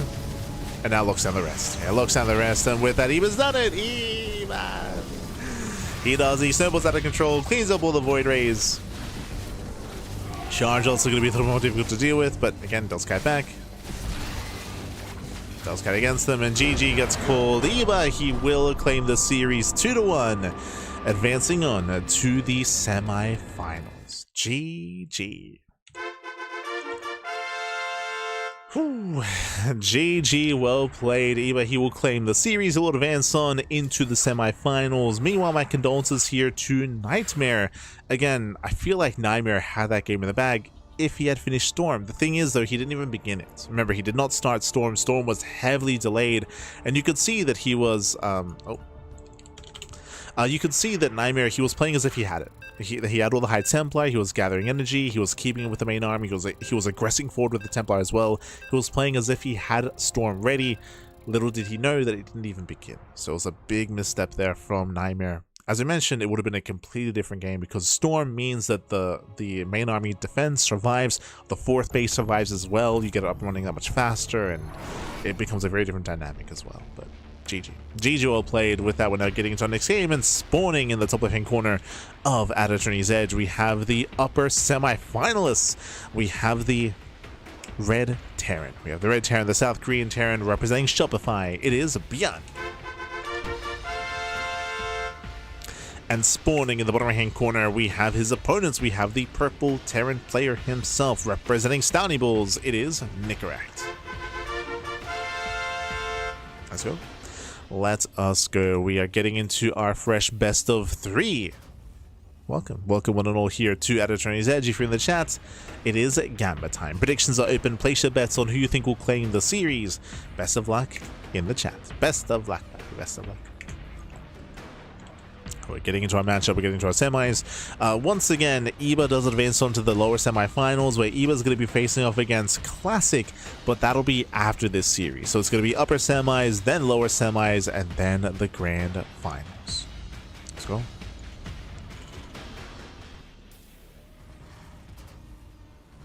I may need a moment, though, after this series.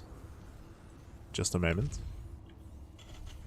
For now, double gas open out of ByuN, double gas open out of Nicoract as well. Welcome one and all to our TVT here on At Attorney's Edge. When it comes to TVT, when it comes to all mirror matchups, we do expect aggression. We've been seeing a lot of 1-base all-ins and a lot of 2-base all-ins as well. 2-base all-ins have been very trendy over the past couple of weeks, over the past month of TVT. So I expect this to be a short series. We might embrace the mid to late game, but we'll see if we can get there. We'll see if we can get there first before we can talk about a longer game in TVT. It's oh boy. For now, double gas means that we're going for a faster factory and into a delayed expansion from both players.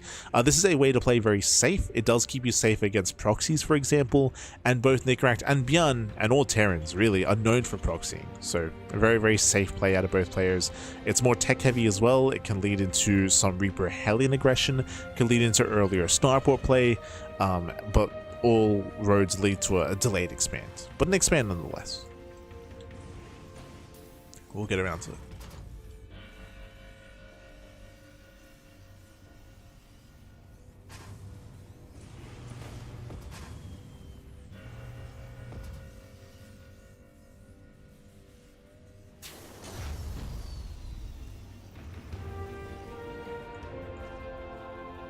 That's for now.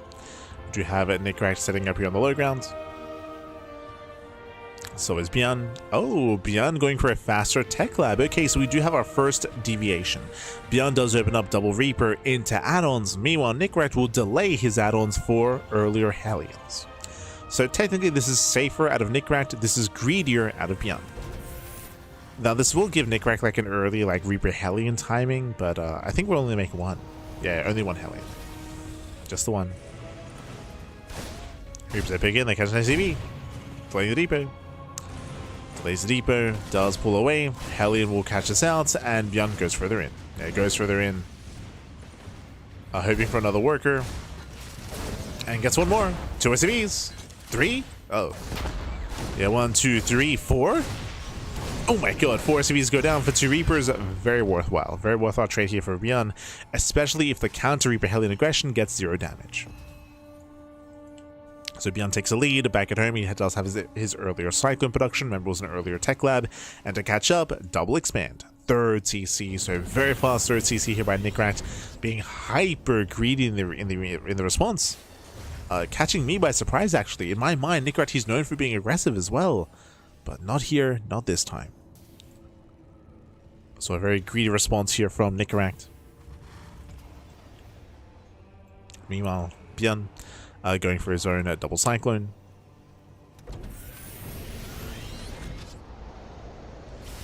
And his own drop play. Now, as we start to enter the mid-game, we're not there yet. We're not there yet, but as we begin to enter the mid-game here, this is where ByuN often does go for a more bio-heavy composition into less Vikings, less tanks, into a more heavy Marine and Medevac style. He's very fond of his drop play. It's a very fun kind of style to play, but it's also on a knife's edge constantly. Like one wrong move and if you fail to get damage done with your mobile army, then things can look south quite quickly.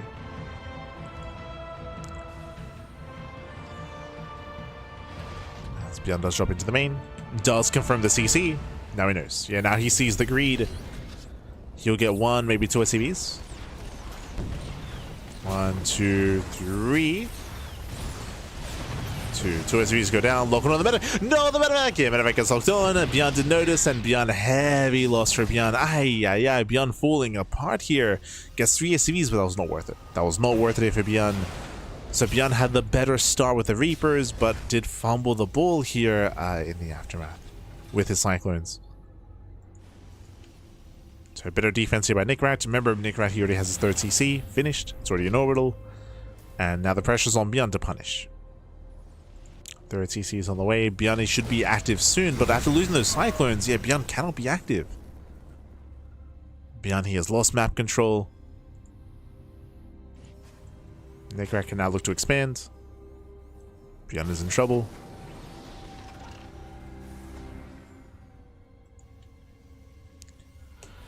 We can see that Nicoract is a little bit tentative to claim his 3rd.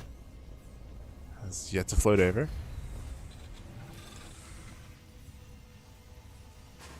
ByuN is stuck at home. ByuN is taking. And Nicoract should be floating over at this point.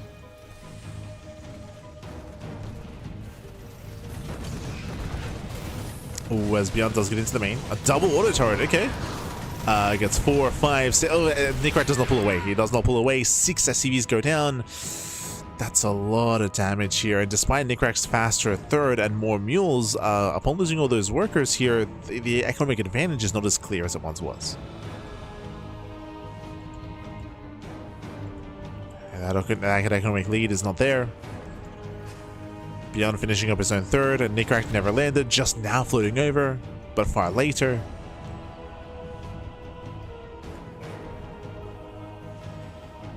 And ByuN's caught up.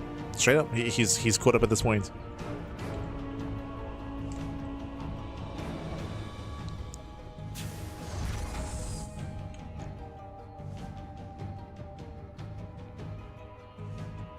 Both armies about to be activated. ByuN setting up for his third. Nicoract is moving out to delay. Nicoract has to be careful. Tanks are pre-sieged. Oh.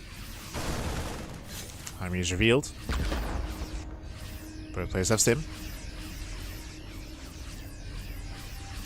ByuN will expand.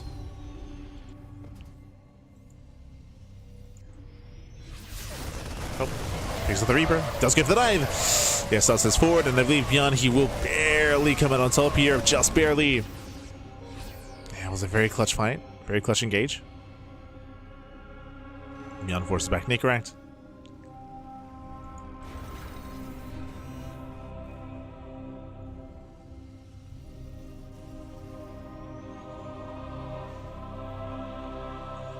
Upgrades are finishing.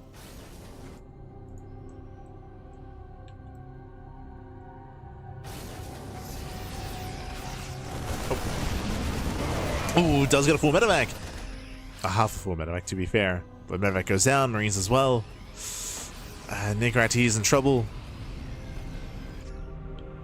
Again, did at one point have a lead in this game, but has since lost it. Nicoract, he's now down in workers, down in SCVs, down in economy. And when it comes to the main army sizes as well, in favor of ByuN, he's up in Marines, as he has been winning these fights. What does Nicoract have in his favor? Extra Raven. He does have the extra Raven, he does have interference matrix as well, so we could see some disables on the upcoming tanks. ByuN has double the tank count. Ravens can be clutch here. But again, Nicoract is in trouble. He's in trouble. Double drop into the main. Scan on the main army. ByuN gets in. Yeah, ByuN does boost in. Nicoract out of position. ByuN already does unload. He wants a Metafix. And he won't quite get them. Whew. Clutch all his hearts. Yeah, very clutch. ByuN is forced out. No on siege. Yeah, no on siege yet.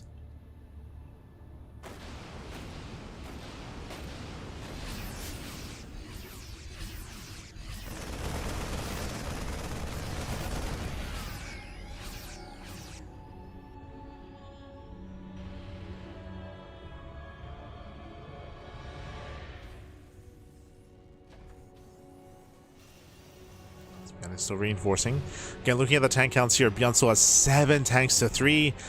Disables are good. I don't think they're enough though. Not like this, not enough disables. ByuN is moving in. Nicoract at the same time going for his own counter drop. And he's going for the counter. ByuN does stim. Tanks the siege, they're within range. Oof. And the CC goes down. Wow, it just burns down in an instant. Command Center falls, 11 SCVs as well. At the same time, Nicoract does counterattack. He can kill his own CC, but the base matters more for Nicoract. Nicoract kills the 4th, but he lost his 3rd.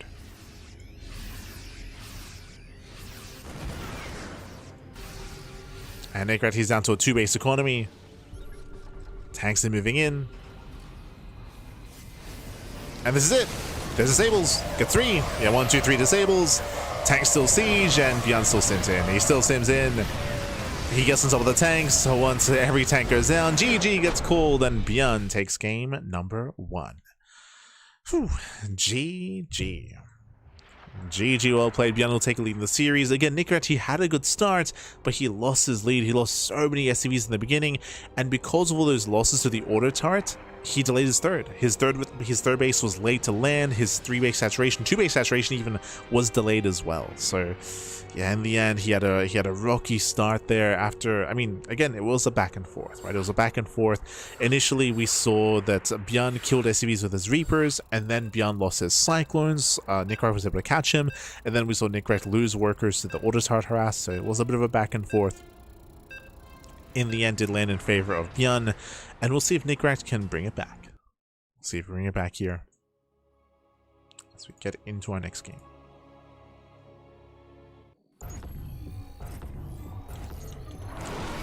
And spawning in the bottom left-hand corner of Sanctuary 3, we have the red Terran player. We have the South Korean Terran leading the series 1-0 in this best of 3 series. It is ByuN. And spawning in the top right-hand corner, we have his opponent. We have the purple Terran player, the purple Terran representing Stony Bulls. It is Nicoract. Let's go. Let us go. We are settling into our second game here. We're settling into Sanctuary 3. Again, an interesting map in the map pool. Does have some defensive features, and we have seen some successfully longer games on this map as a result of that. Can we get there, though? We'll keep an eye on the openings. Keep an eye on the openings here. Even though our players were kind of set up for a longer game, we saw that ByuN was able to gain a little momentum early on and just leverage that into a win. Shows just how mobile Terran armies can be, especially the marine-focused ones, to counterattack, to backstab, to move in.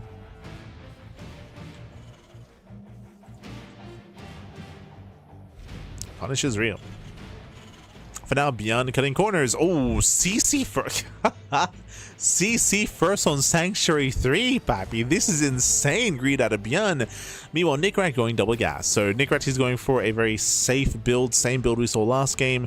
ByuN is cutting every corner going CC first. Ay, ay, ay. Bearing in mind that the natural is safer on Sanctuary 3, there is a ramp coming into it, so it makes sense to cut corners here on this map because you can. But this is a lot of corners you're cutting, papi. It's every corner. I was expecting Rax expand, not CC first. And we'll see if ByuN can get away with it. We'll see. The onus now is going to be on Nicoract to try to punish. Oh boy.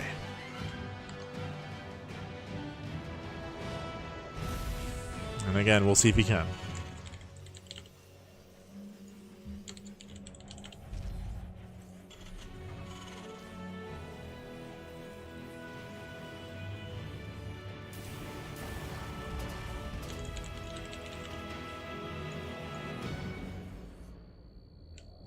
So now again, we're opening up. Reba does move out. Just scouting back at home, checking for proxies. Making sure there's no shenanigans. Because that ByuN, he's slowly again building up when it comes to his tech. Factory now on the way. Factory is about to finish here for Nicoract. So again, faster tech for the purple Terran. Almost said purple Protoss. Faster tech, faster factory, and we'll see how we can make use of the faster starport as well. What's scary here is that Nicoract sees nothing. He has not scouted. Zero scouting information, zero vision. So Nicoract still doesn't know like how to approach this game. Whether he can even punish ByuN.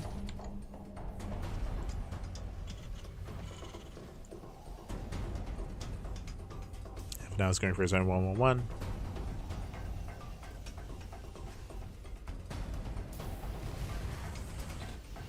Just chilling back at home. I was looking for a third CC, not gonna lie. I was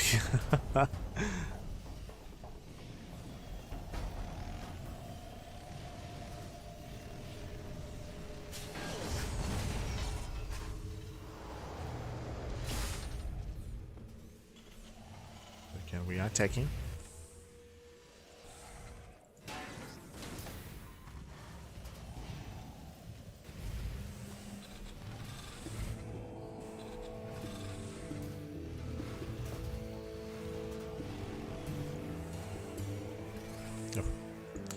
And as our players do kind of settle in, ByuN, he's ahead. He's up in workers, he's up in economy. He should be ahead when it comes to the third CC timing as well. But again, we'll keep an eye on ByuN as he's actually going into Raven production this time. If you recall, he did skip it last game. So much more traditional kind of setup here from ByuN. Going into Disables, into Ravens.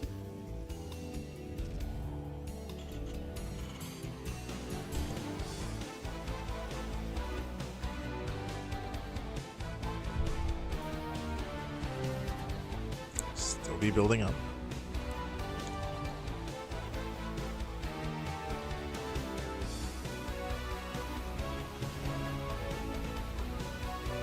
And yep, there it is, third CC. So third CC is on the way.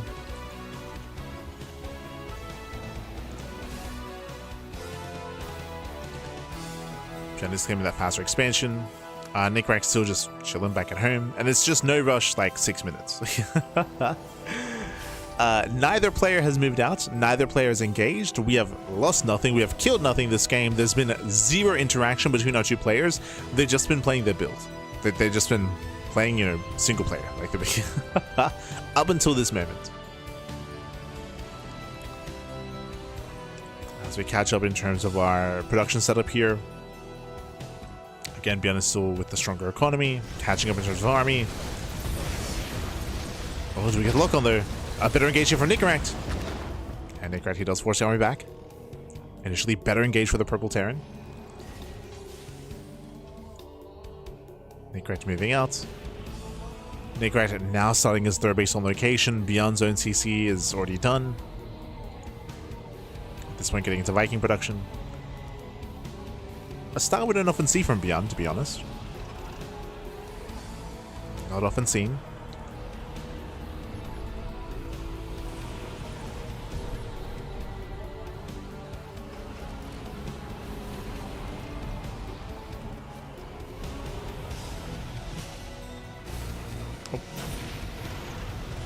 The army does drag the enemy in. Oof.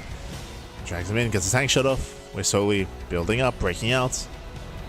And now the purpose of Nicoract's army here should be to delay the third. And he's trying to maintain a presence, but Nicoract, he backs off. Which means ByuN can now expand. Oh. He does split the Ravens. Vikings, they react.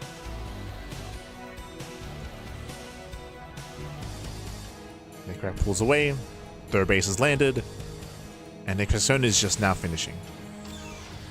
So we have comparable third bases. Okay, that's still not quite an orbital.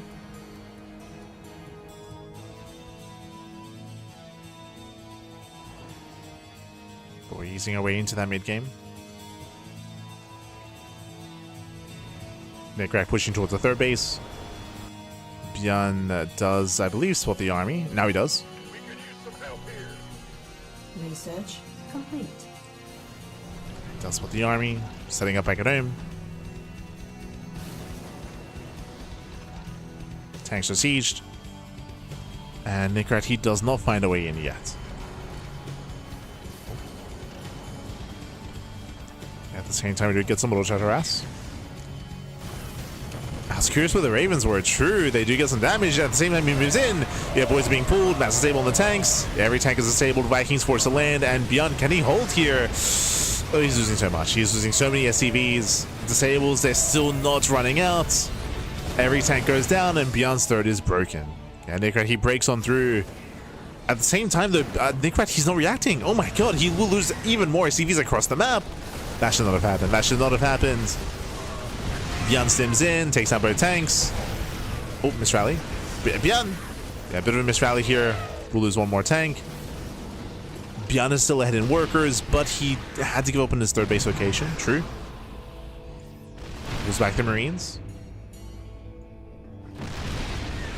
Does pull back.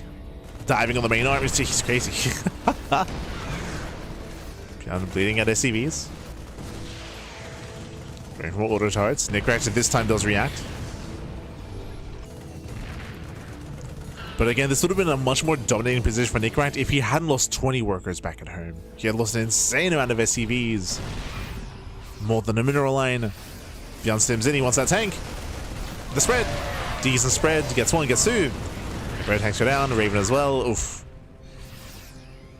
Some brutal losses there for Nicoract. ByuN can now expand.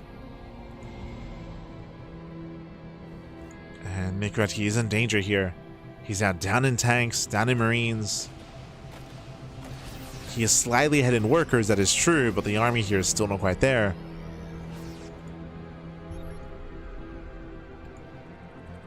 Oh, there we go. ByuN with some inefficient mining. ByuN, he will win this fight. Yeah, he does unload, he overwhelms, all the SCVs go down. Oh no! Yeah, rough losses for Nicoract. Yeah, the choke point working against him. Better concave here from ByuN, and this double drop here is doing critical damage. 12 SCVs. ByuN finally forced to pick up, but a very messy fight there from Nicoract. Again, the SimCity was working against him. Like the buildings, they're working against Nicoract.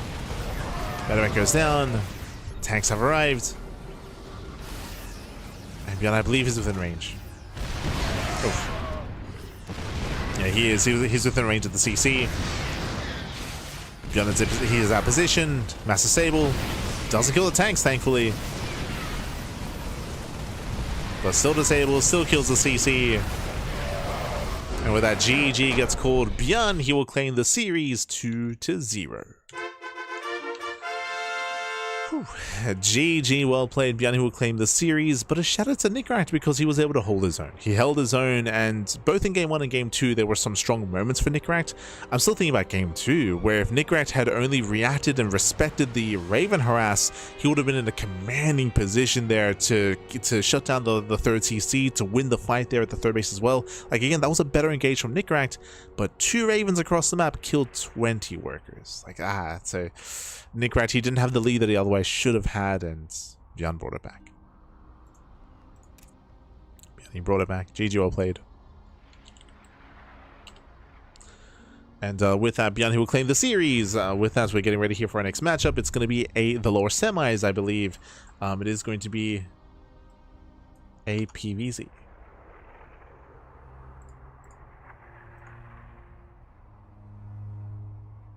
Here we go. It's going to be a PVZ here between EVA and Classic. Now, we're going to be going on a very short break here to set things up. We're going to be going on a short break. Oh.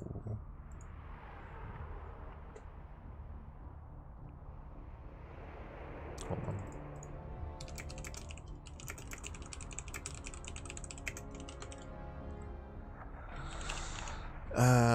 We have to make a decision here. We're gonna go on a short break. Basically, what's occurred is that Inu is hosting some show matches. Inu, he's a Korean caster, is hosting some show matches, and Classic is playing in the show match. He's playing in the show match. Likewise, so is ByuN as well. It is just a show match though, so. It's not the same as if they like signed up for like another open cup that was like clashing with ours, so, and they would have to like play an entire tournament. It's just one series, so obviously it's up to us. Like we could forfeit Classic, I guess, but I think we're willing to wait, which means extended downtime. Extended downtime it's only going to be one series. It is a best of 5. It is a best of 5 that Classic is playing in, but we'll be going on a break as long as our players are okay with that, of course. But we're going to break here, and hopefully it's not too long. 3-0, papi, 3-0. Get him. Win a 3-0. But hopefully it's not a long show match. Hopefully it's not a big one. But again, they're going to be facing off, and yeah. So a bit of a shame, a little bit awkward here, but I guess we'll wait. The other option is that we forfeit the players, and then Eva does advance on. But yeah, I think we wait. So we're going to be going on a short break. When we come back, sorry, we're going to be going on an extended break. Do apologize. We're going on an extended break, and when we come back, we'll have our next series. It'll be Classic versus Iba in like half an hour. That's the thing. A best of 5 can last an hour. It can last an hour for sure.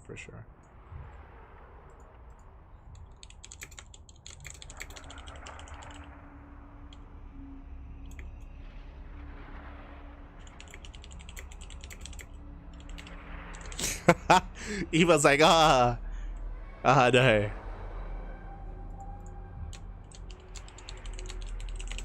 Eva's like, just give me the forfeit win all the way to the finals. No. But we're going to be going on an extended break. And with that, we'll be back in again, like half an hour to, like on average, I would say a best of 5 is between like half an hour to an hour, like 30 minutes to 60 minutes. So yeah, extended break. Feels bad, man. It feels bad. It has to work off both. Yeah. Because ByuN and Classic are both playing the show match, it'd be awkward to forfeit both of the players. And then Eba just auto wins. Or I guess we could just have like an impromptu like Eba versus Nicoract finals, which would be kind of weird. But yeah, we're going to break. We'll see you guys eventually. So,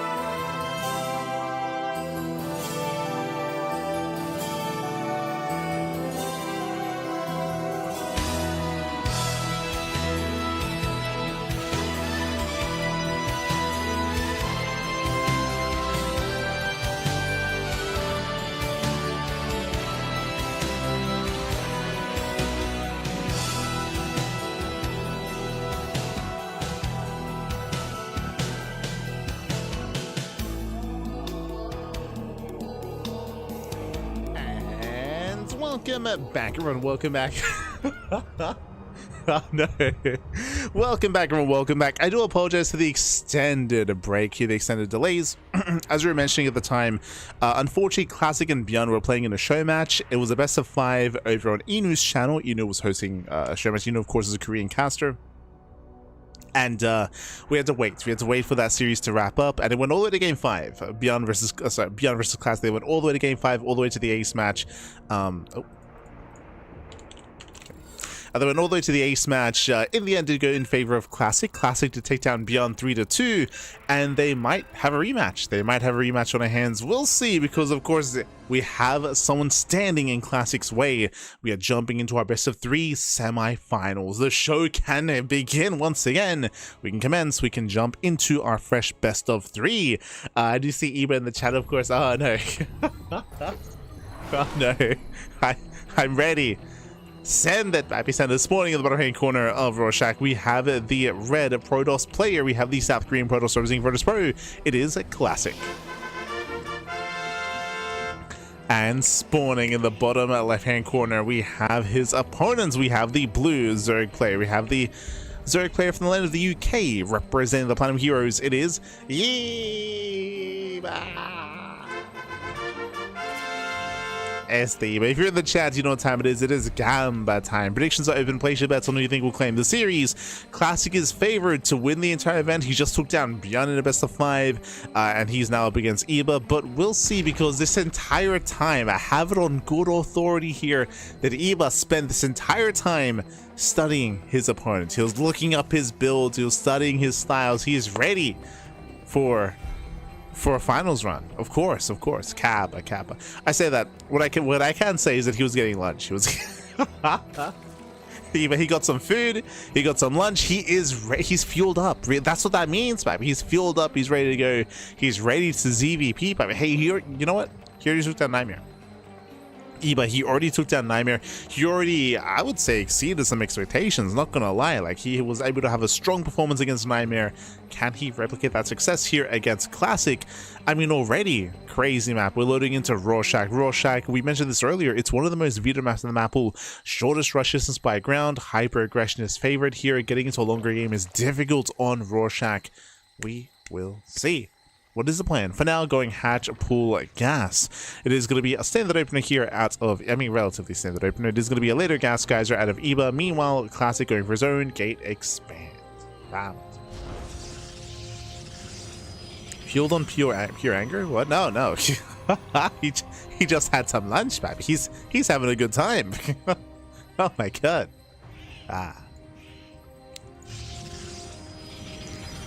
Able to chow down. But he did leave us. Eva did leave us with an interesting comment in the chat, so we'll see what that alludes to. Is he just going to be just hyper defensive and force the late game? Is he going to? Oh, no, it's going to be one extreme thing, right? It's either going to be cheese all in or something different here. We'll see. Get eyes on Eva for now. Oh, do see Classic being as annoying as possible. Does tase away at the drone. Does tase. Oh. But the worker will not go down. Classic pulls back. Oh, gets caught up by the Lings. I mean, this is going to be a Stargate opener. Stargate opener at a Classic. Everything's looking quite standard out of our Protoss player, at least. Opening up Stargate. We mentioned this previously, but when it comes to the meta currently in PvZ, it's either hyper aggression or Sky Toss. The last time we were on this map, NightMare did go Massive Void Ray. True, did go Massive Void Ray against Eba. And we'll see what the plan is here for Classic.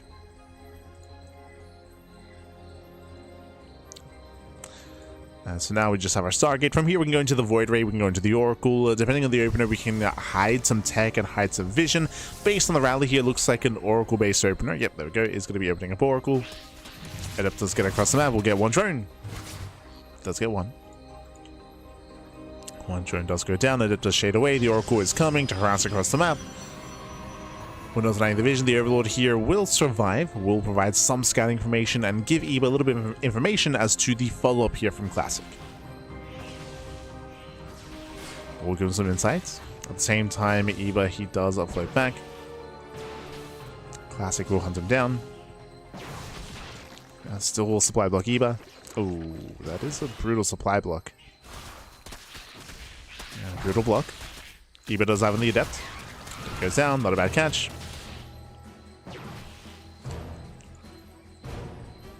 Behind this, base is being taken. Classic, of course, expanding away from Eba. And Eba hasn't really teched into any meaningful direction yet. So far, it's just been droning. That is going to be a fast Twilight Council, though, so bear that in mind. Fast Council. We're leading towards charge. Classic has been very fond of charge-based timings and charge-based follow-ups after the Stargate opener. We're still looking for the Forge. We're still looking.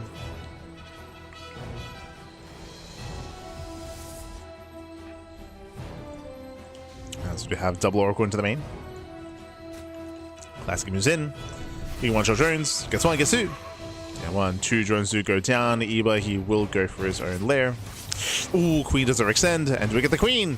We do. Massive pickup. Queen goes down, which means we can just wreak havoc. 3 drone kills in total. Good start here for Classic. Very strong. Oh, getting a 4th drone. A 5th. 6. 5. Okay, 5 drone kills. Meanwhile, Eba will punish. Okay. Does punish somewhat, but this is still a better trade for Classic. To get 1 Queen and 5 drone kills for 1 Oracle is worth it. Is worth it. Second Oracle has hit the field. Behind this, it is indeed going to be charged, as we had assumed. It is going to be very late Forge, though. A much later Forge, much later +1. This tells us we're not going for an early timing, and it is not an early timing. We're going for a later Storm timing. Okay. That explains why the Forge is so late. As Classic is going to build up at the same time, Lings do hit the mineral line. A nice damage, getting 1, getting 2, 3. Oh my god, the whole position. A nice whole position micro, getting 3 probe kills. Do we get 4? Do we get 5? Oh my god. Eba, calm down. Yes, oh my god. 5 pro kills, very nice damage here by Eba, denies a bunch of mining time. Behind this, going into Hydra tech. That is going to be the tech of choice here for Eba. At the same time, Classic, he's going to be going into, as we mentioned before, +1, charge into Storm. This will get going once we get to 3 base saturation. It still will take some time to really hit. It does give time for Eba to saturate on 3 bases and get a 4th base of his own. There we go, 4th base is on the way. I would say the 4th base is a little bit late for Eba, but it's coming nonetheless. Getting his 4th.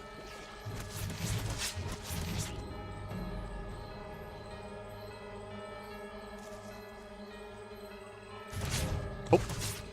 Nice shots. A little hold damage here on one of the oracles. Zelda moving out. Charge is done. Storm has only just now begun. But Classic's going for a very early push. Interesting. He's hitting pre +1. Look, +1 is... I mean, +1 should finish up as the fight occurs. Zealous hit the 4th. Ooh, do we force a cancel? Uh-oh. This is a big moment here. Lings, they collapse on the Zealots, but yeah, the 4th base is denied. Oof. That's a rough pick-off here. A rough moment for Eba. Deny the expansion. Oracles, they do pivot back around. They catch a drone. They do catch a worker.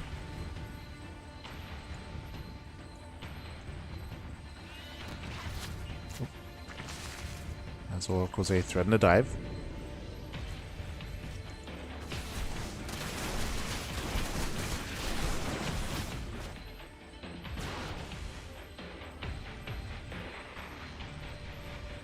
Dive in. Classic does claim the 4th.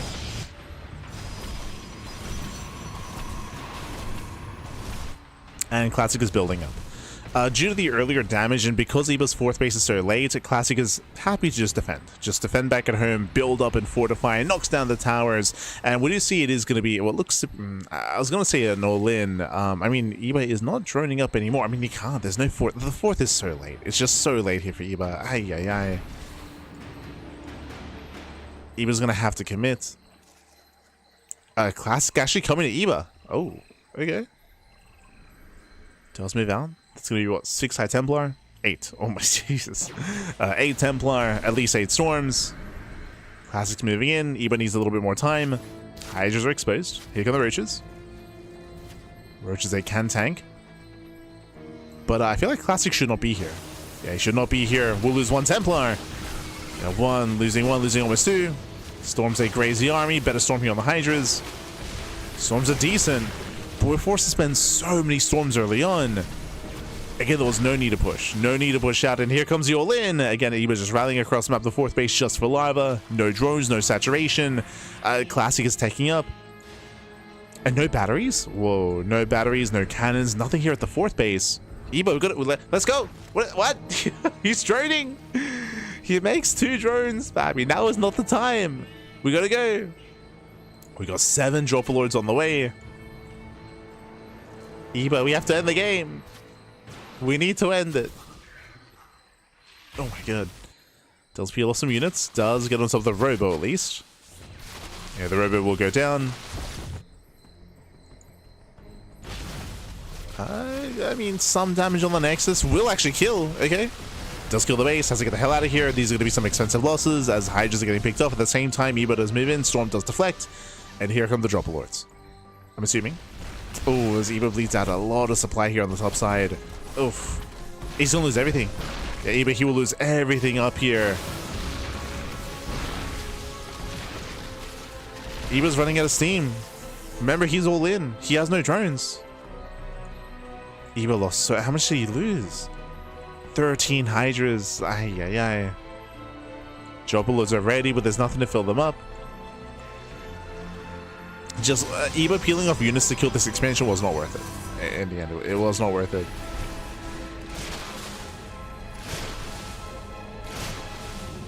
Mothership is about to finish. Classic is ready in the main with all this stalkers. He's the reads here by Classic. He's ready in the main base. Still lacking side defense here, which again is shocking to me. Classic has spare minerals. Even here at the third, there's only one. It's just pylons. It's crazy. It's very greedy. It's very greedy here from Classic. He was moving in. Can he get on top of the High Templar? He does. Oh my god. 1, 2, 3. Classic wasn't looking. Wow. Classic wasn't looking. Every Templar goes down. No storm. And with 0 storms, Eva, he might have just done it. Wow. He might have just done it here. Classic was not paying attention. He lost all 5 High Templar. Storms were too late. The pants were down. The pants were down. And Eva, he's going in. He's going for the kill here. He's going straight for the natural. Takes down the Cyber Core. Cloak is available. But even with Cloak, the third rate should go down. Yeah, the shirt. Oh, never mind. I assumed we had a little bit more up here. So never mind, but does trade with the Stalkers. Mothership pulls back. Again, Slow Zone was already activated. Did we already spend Cloak? Oh. Yeah, and with that, Eva, he gets into the mineral line. He gets in. Gets into the mineral line. Probe's going to be going down. That's going to be 21 probe kills. Critical damage. And he's doing it. He killed the 4th. He kills 24 probes. Still has 1 roach left over. Can we get one more? What a mass. Nah. Actually, one more. 25. 26. Nah, 25. 25 probes. At this point, Eva has to calm down. He's going to calm down a little bit. It does pick up a couple of zealots, so not bad. Cloak is premature. That's the premature Cloak, baby. Classic is panicking. He does panic. We need a Cloak for the follow-up. He needed that Cloak.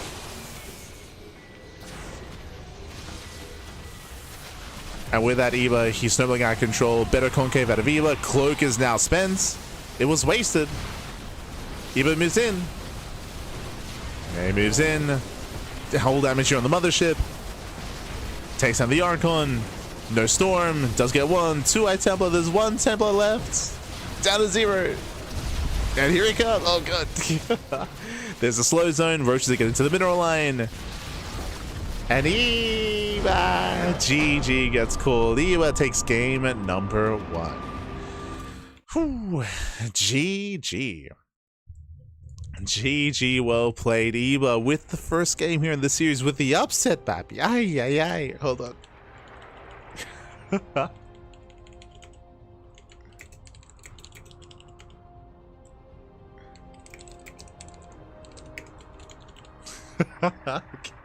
GG, well played. With that, we're now getting into game number 2. Going to be loading the game 2 here. Loading into Washout. Washout for the second game. Winding it back here, Classic was in a strong position. Winding it back, remember, Eva's all-in was delayed. Eva, he bled out a bunch. Remember, he was 17 Hydras. 17 Hydras went down as well. Eva was in a very, very rough position. But if you recall, there were a couple of key moments here. One, Classic was distracted. He was distracted. There was one key moment where Eva snuck up on the High Templar and he killed, or was it 5 or 6? It was like 5 or 6 Templar. They landed 2 Panic Storms, but that was it. And we were so heavily reliant on those Templar to zone the army. But it wasn't just that. It was 1, catching all the High Templar on their own. 2, Classic, even though he had a bank build up, he had no site defense at his bases, which was shocking to me. I brought it up like 2 times in that game, where he had no site defense at his 3rd or his 4th base, even though he had the money for it, and he had a bunch of pylons thrown down as well. Like, so it was very greedy, I would say. Very greedy play there from Classic to feel like he didn't need that site defense. And of course, his army was also split. Remember, he had all the Stalkers ready in the main base for a Doom drop, a drop that never came, if you recall. It never quite came. And I believe that was the moment where the High Temple were exposed and Eva broke through. But let's go. Let us go spawning in the top right-hand corner of Washout. We have the red Protoss player. We have the South Korean Protoss representing Virtus Pro. It is Classic. And spawning in the bottom left-hand corner, we have his opponents. We have the blue Zerg player from the land of the UK representing the Planet of Heroes. It is Eva. Leading the series 1-0. Crazy. Crazy. Ay, ay, ay. But here we go. We're getting into game number 2 here. Again, Classic is still favored. Classic is still very much so favored. And again, even last game he was favored as well. He was in a stronger position. But I would say that Classic was maybe overconfident. Was maybe overconfident in his play. Definitely was looking a little bit rough around the edges. Was making some mistakes when it came to the army control or when it came to the defensive setup as well. Not respecting Eva as much, especially on Rorschach. Now that we load into Washout though, we should be seeing a different dynamic here. Now, on this map, it's a bit of a larger map, a longer rush distance by ground, but the natural, the third, and the fourth base are very spread out. You're very, very spread out. I do favor aggressive mid-game Zerg on this map, referring to like 4 base saturation or 3.5 base saturation. 3.5 base saturation, building up a Link Bane Hydra it can be quite difficult to be the defending Protoss player, so we should be seeing something different out of Classic. Last game he went for a storm timing. This time we're expecting an earlier +1 charge timing out of Classic, or maybe something else a little bit more sinister here, like Glaive Adepts for example. But we're expecting something more active and aggressive. I don't expect to see something more defensive or safe out of Classic, because that would just relinquish map control and then allow Eva to build up. So we'll see. We shall see.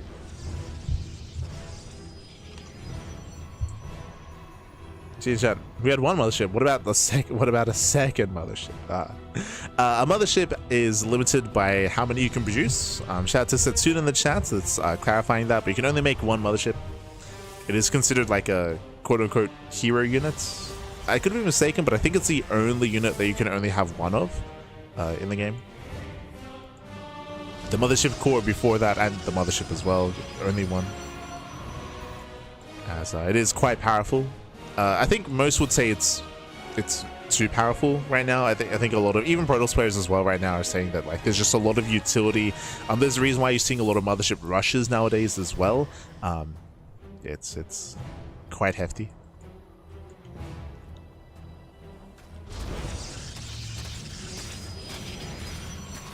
As Classic will delay the expand, will block the third.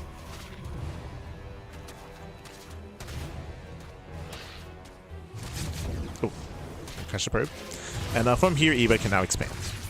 Delayed expansion, but oh, actually we let it finish here. The death has arrived, and can we kill the drone? Not quite.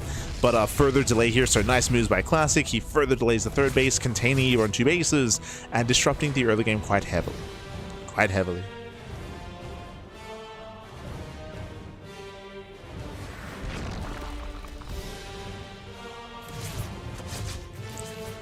If he wins to it, will I cut the stream out of his own safety? What? Who?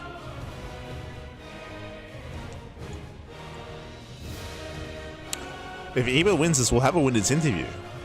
I'll ask him what he had for lunch. I'll ask him what he ate. We need to see what fuels this 12-year-old boy. True. What are his parents feeding him? Crazy, baby, crazy. Eva. That's for now. So now we are moving out. It is going to be the earlier Twilight Council out of Classic. Now, I say earlier Council, this is the same timing as last game, so Twilight Council very quickly as the third base is being taken. If you recall, last game we had a bit of a later forge into +1, into charge. That's kind of what we're expecting here as well. We do have a bit of an earlier gateway setup here out of Classic this time, but again, we'll see if he does go into charge or deviate into something else. We could go into Glaives, true. There's no forge, not yet.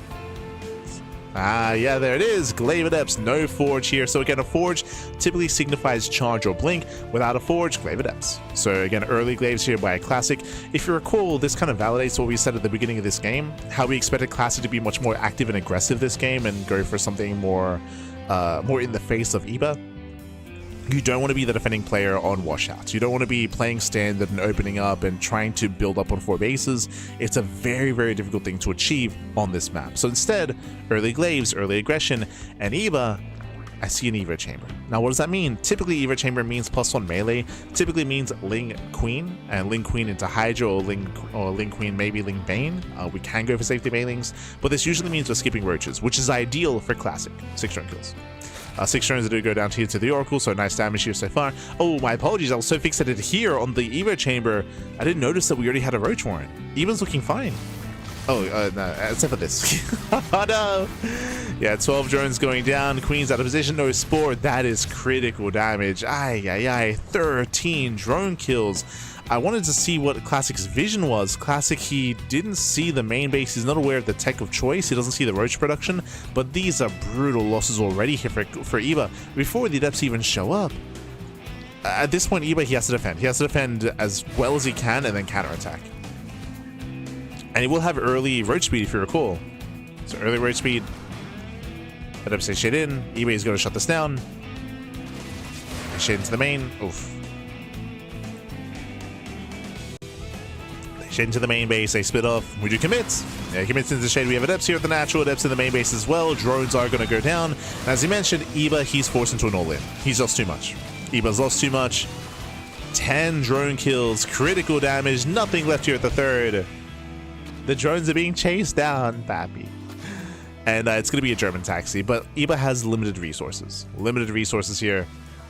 As again, he's losing everything. 19 drones do go down. Eba's completely all in, back at home, no batteries, but we'll have immortal production. Immortals and force fields. And I believe that when it comes to this all in, there won't be any Ravagers ready. Eba can morph them in, but it's going to be a late morph. Okay, roach speed is revealed. Classic knows. Classic is aware. Do we have any drop lords? We do. One drop lord. We're loading up the queens, and again, it's all or nothing. Either Eba kills Classic or he dies trying. Back at home, what do we have to defend? Again, these are late batteries, but one of them will finish. One of them will finish in time. There's going to be a lot of force fields. Speaking of, oh, catching out 5 roaches. 2, 3, 4, 5 roaches go down. Heavy losses for Eba already. Here come the Ravagers. Now, that was a lot of force fields. I will say that. That was a lot of force fields. Eba leading out some lings. Commits in. Eba does pull away. Batteries are done. And does Eba have enough? Can he get on top of the Immortals? Yeah, queens are being focused down. Clutch transfuse. Very clutch transfuse. They tank a lot of shots there. Yeah, they tank so much.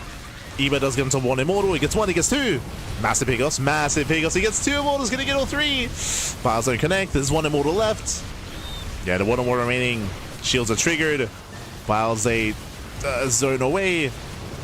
Eba's close. He's close. He gets a final immortal. He's trying. Oh my god. Yeah, he's trying, and it looks like he will. Just barely takes out the final immortal. There's 1 more immortal on the way, and Eba, has he done it? The 2-0?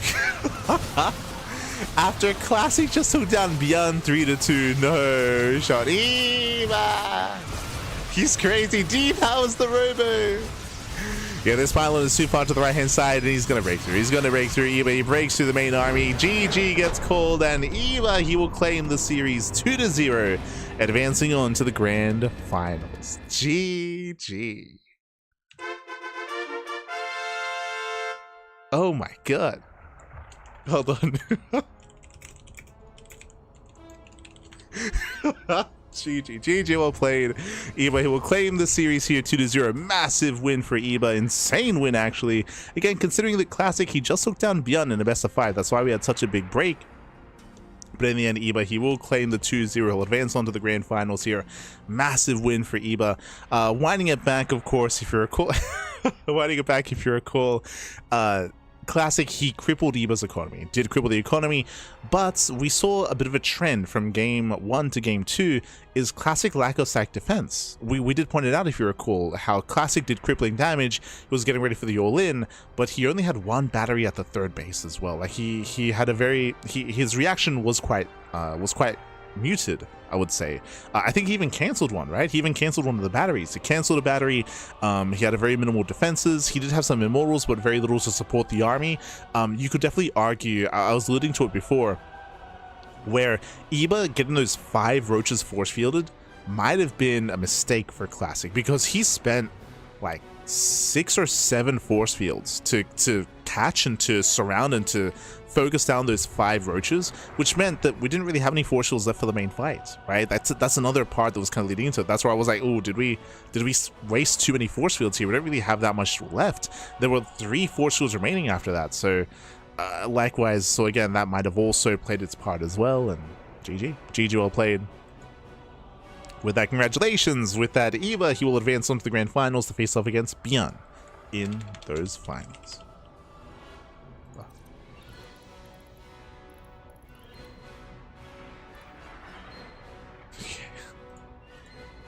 GG. GG well played. We're getting ready here for the grand finals. It's going to be best of 5 between ByuN and Eva. They do need a moment here to set up. Need a moment.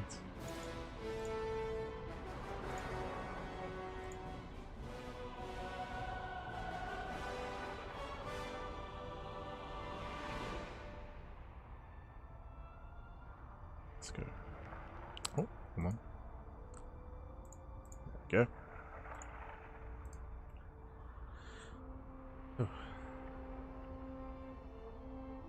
Powered by anger and spite? No, not at all. Not at all. Like, Eba's in shock. I do have an answer, though. I asked him, what did you eat? He said tomatoes. He ate some tomatoes.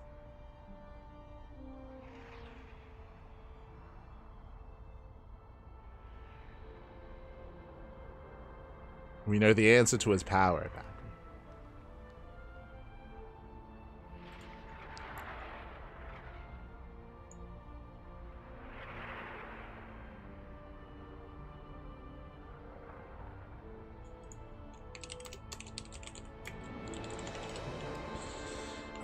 There we go. GG well played. With that, so we're getting ready for the grand finals. Now, before the grand finals, it is, of course, time for what? It is raffle time. It's time for La Rifa, papi. Here we go again.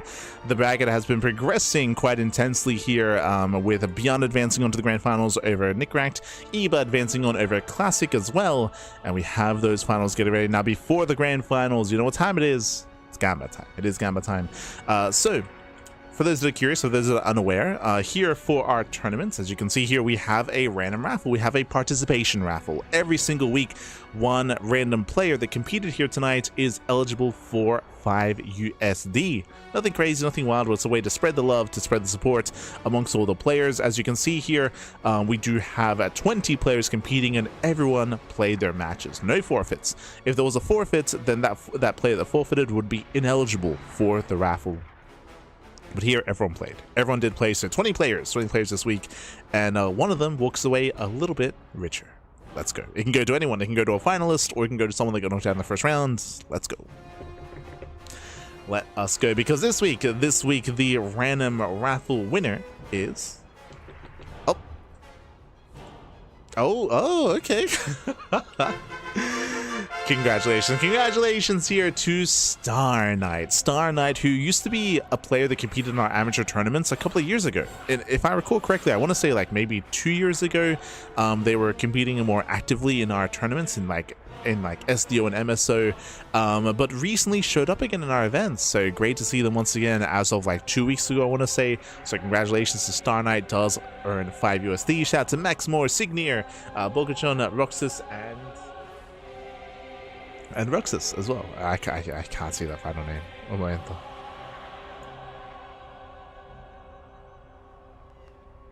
Oh, is it top? Or is I top? Is it top? Is it top? GG. But congratulations to the Star Knight.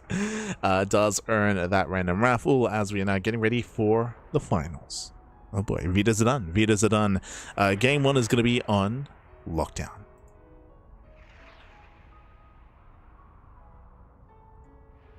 Let's go.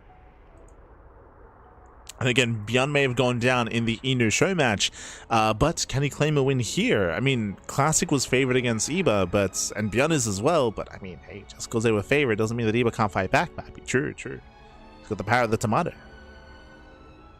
It's full of tomatoes.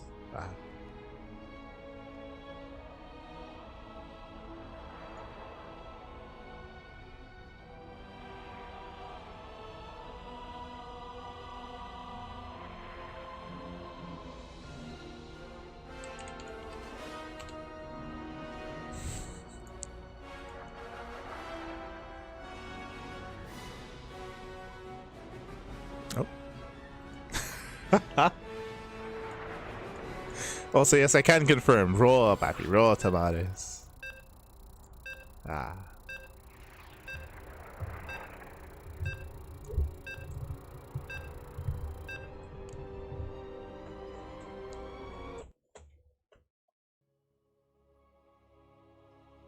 So here we go. We're now getting into our next game, getting into our next matchup. Into our first series, and spawning in the top right-hand corner of Lockdown, we have the South Korean Terran player. We have the Red Terran representing Shopify Rebellion. It is ByuN. And spawning in the bottom right-hand corner, we have the blue Zerg player. We have the Zerg player from the land of the UK representing the Platinum Heroes. It is Eva. Here we go. Here we go, as we are going to be settling into our fresh best of 5. If you're in the chat, you know what time it is Gamba time. Predictions are open. Place your bets on who you think will claim the series. Best of luck in the chats. Coming into this, ByuN is the favorite player, of course. He is favored in this matchup, but Classic was favored as well, and Eva was still able to bring him down. We'll see if we can do it again. Remember, this is a best of 5 as well, and it's a prediction for the entire series, so best of luck in the chats. Best of luck, best of luck. As for now, ByuN is going to be opening up the low ground, going for 2x Reaper. So 2x Reaper, an aggressive start here out of ByuN to be active and aggressive early on, to apply a bunch of pressure and to test the metal and to test the defenses of Eva. Comes down to the early game unit control. So here we go, and gas is being taken. There are some openers here. We can go Rax expand and make Marines instead, but based on the gases being taken, it should be Reaper with a second Rax alongside this. Yep, there it is. So 2x Reaper. Now, bearing in mind, just to make this clear, 2x Reaper is not an all-in. It is aggressive, that is true, but you expand behind it. This is a way to delay the third. You delay the third expansion of the Zerg player, and you force out Lings, and you contain your opponents, and you contain them on 2 bases a little bit longer here. It's a way to disrupt the early game economy of the Zerg player. There are more all-in variations of this where you can get a third Rax hidden in the main base instead of expanding, but we can see that ByuN is just opening up 2x Reaper. There is no third Rax.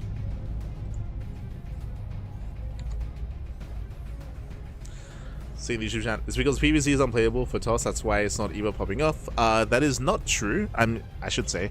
When it comes to those games specifically, we did hopefully point out where Classic was making some missteps or making some mistakes. I hope that I was able to make it clear that there were definitely some, that Classic was definitely like slipping up in certain moments, of course, and Eva was able to capitalize on that. So I'm hoping that I'm able to convey that when it comes to those games. If not, I'll do better next time.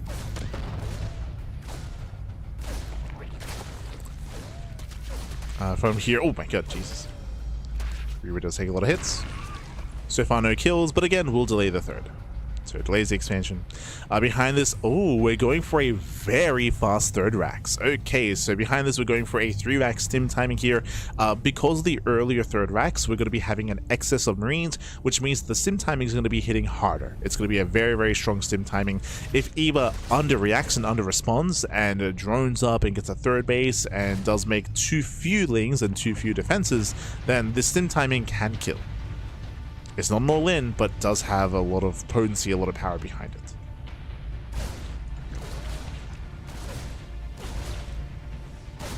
As Reapers, they do get into the natural, into the mineral line. So far, picking up a couple of Lings.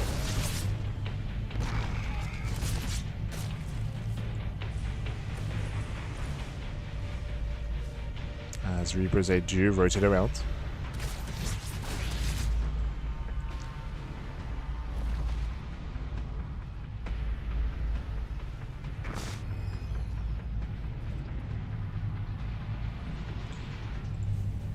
From here again, we're just waiting for Stim. Stim is almost done. Combat shield's on the way. ByuN could turn this into an all-in where he just pulls the boys. Like, there are variations of this where you just pull the boys, you send it across the map, and then you just commit all or nothing. The fact that there's still no factory or third TC kind of leans in that direction, to be honest. So we'll see how much ByuN dedicates to this move out. Does he send it?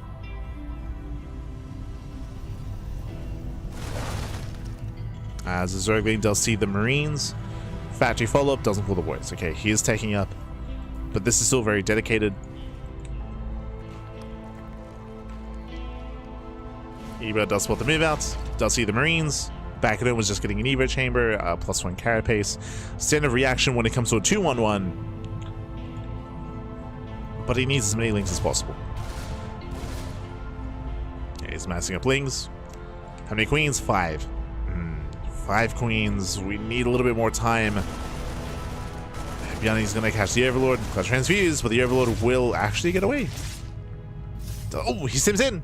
Yeah, does go for the sim. Does go for the dive. Not enough lings. Yeah, not enough Zerglings here, and eBay's going to lose the queens. 1, 2, 3, 4 queens. Every queen goes down. That's game. That's game. GG gets called, and ByuN, he will claim game number 1. Whew. GG. GG well played. As you mentioned here, this is a much more potent and much stronger timing here because it was a 3x, not a 2-on-1. And here, Iba, he did not have enough lings. He had a bunch of lings in production, but he needed more time to build up a higher ling count. Unfortunately, it was a later reaction or later realization from Iba as to how dedicated the push was. And with that, GG. With that, GG well played. He was caught with his pants down. He engaged too soon. He had to back off and build up more lings and pull back to the ramp ideally and just wait for more reinforcements to have a chance to hold. Being forced to commit then and there with his queens, that was game. That was game then and there. It was too soon. And now we're loading to game number 2. Going to be loading into At Attorney's Edge. Let's go. Ah.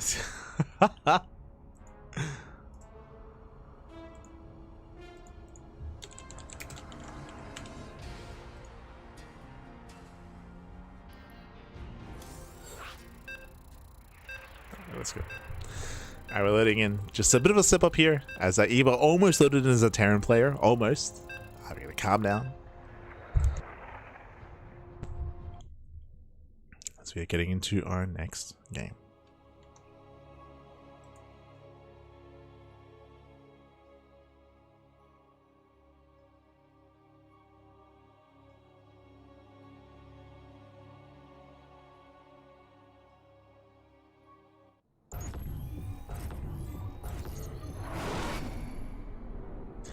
As spawning in the top left-hand corner of At Attorney's Edge, we have the South Korean Terran player. We have the Red Terran representing Shopify, leading the series 1-0. It is ByuN.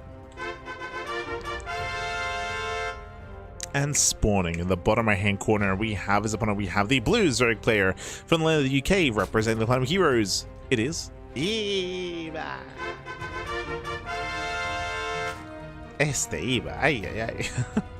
And again, he's already exceeded expectations when it comes to making it to the grand finals, but can he go further? Can he make a series out of this? Again, game 1 was kind of was a very fast game. It was kind of over when it comes to the build of choice here. ByuN just going for a hyper aggressive 3-Vax, and Iba, he was just caught unprepared, wasn't ready for it, did engage a little bit too soon, and with that it all just very quickly snowballed out of control. This time we do see ByuN opening up with a regular Rax on the high ground, so this time not 2-Vax Reaper, a standard opener out of ByuN. Much more standard. Oh, meanwhile we're going pool first. Hello. The Gamba. The Gamba is real. Okay, so pull first out of Eva. What is Eva hoping for? He's hoping for a low ground CC, and he's hoping for a standard opener as well, which is what is occurring here. So with this, ideally, I believe Eva makes 4 lings. 4 lings, moves out across the map, and ideally will disrupt the timing of the CC. We'll see if he's able to. Este Eva.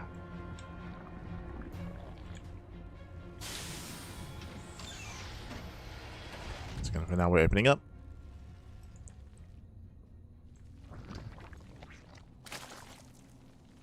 We are holding onto our larva.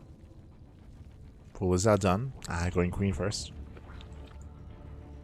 So it looks like he was just getting ready for a proxy. Okay, so no ling production, no lings. Basically, I assume that this early pool will be used to try to disrupt the opener, but we're now seeing and confirming that this early pool was to shut down a proxy. Eba was trying to hard counter ByuN going for proxy Raxes. ByuN is known to proxy, so it makes sense that he would try to shut that down. Unfortunately, the gamble doesn't quite work in his favor, and it works in favor of ByuN. So this is a better early game here out of our Terran player. It's a less efficient, a less economic start here from Eba. It's worse for the Zerg. So worse for the Zerg. Reaver does move in. Queen is off creep. Do we get a drone kill? Jesus. Drone's getting low. Does it get one? Not quite. Getting clutch moves here by Eva. Does save all the workers, but again, this is still a very rough start. Even forcing these cancellations and wasting minerals this early on is already worth it for ByuN. Oof, almost. Again, Eba, he's quick to morph in, does save all the drones, but again, this is still Eba losing resources, losing mining time, and is going for an insanely fast lair. This I do like. Because the early game has been very, very rough here, it's been very rough for Eba. Going for an early lair to make use of this gas, to make use of his tech, to hide the build ideally, is a good way to try to recover in this game, to try to catch ByuN with his pants down. But ByuN gets in. No, Shuddy gets in. Yeah, does get in. Complete. Does get a full scout, confirms the gas, confirms the lair. Is this 2-base muta? Link speed does begin. I'm assuming this was for a fast spire, but oh no. Fast roaches, okay. I mean, ByuN hasn't confirmed yet. ByuN is aware of the fast lair, he's aware of the gas income. He needs to confirm though, as to whether it's going to be like a Nidus all in, a roach all in, a 2-base muta. ByuN back at home does go for his own 3 CC 2-on-1. So very economic, very greedy follow-up here by ByuN. Into a later sim timing.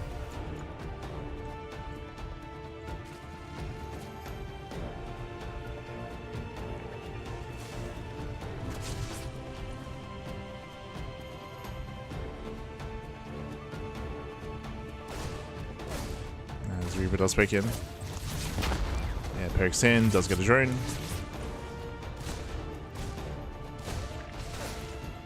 And gets one and doesn't quite get the other. Oh. Reaver goes down but gets a full scout anyway. ByuN does confirm, he even gets a couple of drone kills, this is fine. Trading at his Hellions, 3 drones go down. ByuN is fully aware of the roaches, fully aware of what's coming. And he's just staying at home, building up into his stim timing. So ByuN looking very comfortable this game. And Eba making 5 over. The laser lords back. Yeah. 5 overlords are being built. Eba is droning. My assumption here was that Eba was going to turn this into an all-in. But Eba, he has yet to commit. He's droning, saturating. Roach speed is going to finish up quite quickly here, but Eba is not going to be flooding behind this. He's droning. 6 more workers. I would say this is going to be a really rough mid-game here for Eba. I mean, he's already behind when it comes to the economy, and ByuN is coming. He's moving out. We spent so much money on tech here, on upgrades, on roach speed, on the lair, on the gases. ByuN can stim in. He can dive on the roaches, for sure.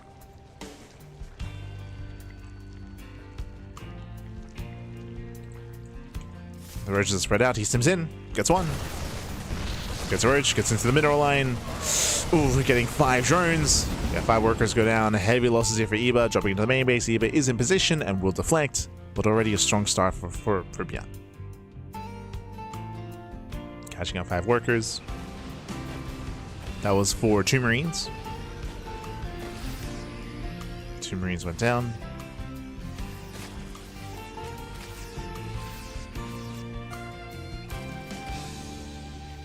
Eba gonna try to stabilize. ByuN can catch a Ravager. Not quite. Army's in position. The roaches are ready. ByuN for now is deflected. And behind this, he's amassing up his bio tank. He's building up a bio tank.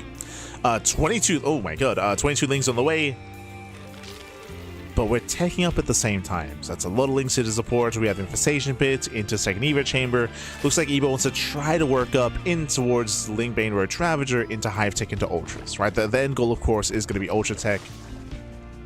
We'll see if Eba can get there. There's going to be a big window in time where ByuN can push before Hive Tech. Especially because, like, I'm getting ahead of myself when I say Lingbane Roach Ravager, because there is no Bailey Nest. It's just Ling Roach Ravager. So with lacking splash damage, like the bio push, it's going to hit quite hard. What Eba can do here is make safety infestors, we're trying to rush into Hive and rush into Ultras, but we could make some safety infestors, which may be able to stem a tide and defend against the move out. Dust with the army. Here we go. We have one infestor. One infestor's coming. Ooh, Eva supply block. 6 overlords on the way.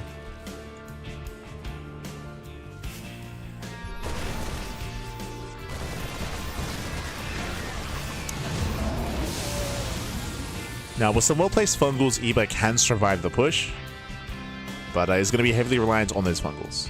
Heavily reliant. Here we go. We have 4 infestors on the way. And ByuN is only going for drop play. He's slowing down. Yeah, he's just slowing down. Sensor Tower, Siege Line, Sim City. Only being active with the drops. Oh, we'll take a fungal to the face. Oh my god. Very nice fungal. Okay. Better fight for Eba. Does catch the army at the same time. ByuN does slip past. Oof. Catching out Overlords. Overlords, 3 drones. Still more efficient trades here for ByuN. Keeping the economy low, as Eba has still yet to saturate the 4th base. Hive is now done and the Ultra Cavern's coming, but Eba still needs to drone. Yeah, the droning is still lacking here. 12 more drones on the way. We spoke about this window. The window is still very much so open here for ByuN to move out. But there is still a chance for Eba. As we mentioned, it all comes down to the fungals. Like, there's a world where Eba can land the most perfect fungals, catch out the Marines, and catch out the army, and scare ByuN to back off. But the issue here is that ByuN isn't taking that chance. Once the fungals have been revealed, ByuN just turtles. He just turtles up, throws out more CCs.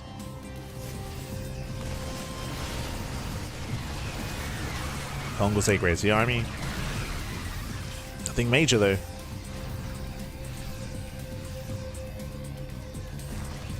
Yeah, nothing major. There's 1 fungal left. Still need a little bit more time for the other. Ghost Academy on the way. There's 4 CCs being thrown down. That is insane. That's the new CC, true. Fungal lands, but we need a follow-up. Yeah, we need that follow-up. Nice spread. Ooh, does fungal the entire army, but there's barely anything left. Yeah, there's not enough for a Travager. Not enough on the ground. ByuN just tanks the fungal, stims in. Ultra has arrived. They're on their own. They get focused down. GG gets called, and ByuN, he will take a 2-0 lead in the series. GG. Whew. GG, well played. Once again, a very rough early game here for Eba, losing a bunch of workers, having the early pool opener against a standard build here of his opponent, so he already fell behind when it came to the opening setup. Likewise, Reaper's doing damage. We saw the Reaper get the follow-up scout as well. Eba was going for an insanely fast lair into fast roaches, into what I assume was supposed to be a push, but he got scouted. So he had to deviate, had to try to macro instead, and ByuN was able to just get so much damage with that follow-up sim timing. GG. GG, well played. Once again, what's important about both Game 1 and Game 2 is that in both games, ByuN has gained momentum early on. Like, he's kind of been dictating the pace of the game. He's been in charge of the flow, of the tempo, both in Game 1 and in Game 2. And we'll see if that trend continues coming into Game number 3 as well.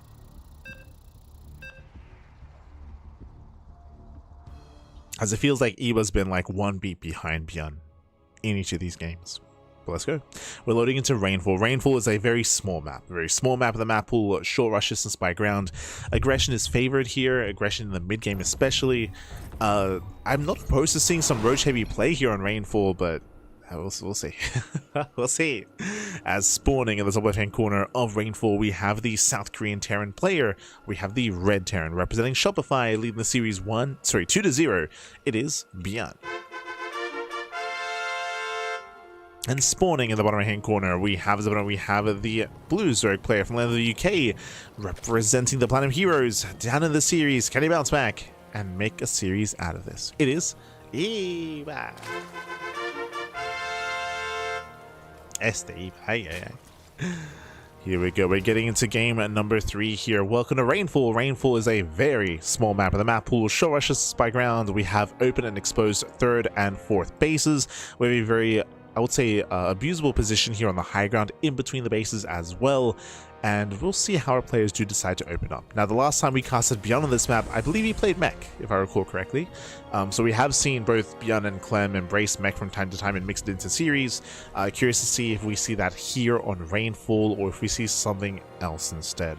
As you mentioned, like aggression in the mid game especially, it can be very difficult to defend on Rainfall, and that goes for both players. It goes for like roach heavy aggression or roach all-ins. It goes for like 2-on-1 timings, even 3 maxes like we saw earlier.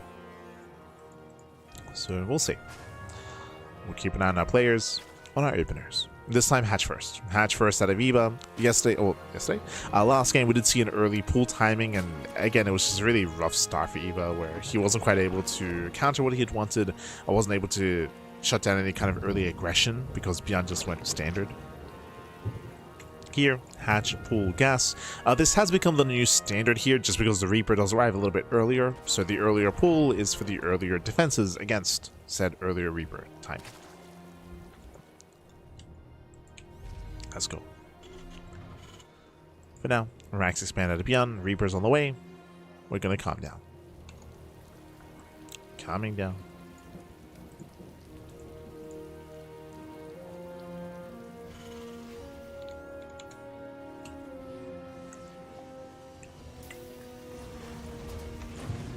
As first Reaper does rally across the map. Oh, the Moopies! Ah. To a party. Yo, shout out to the Star Wars reference. Look at that. That's great. Ah. The logs knocking down the AT-AT.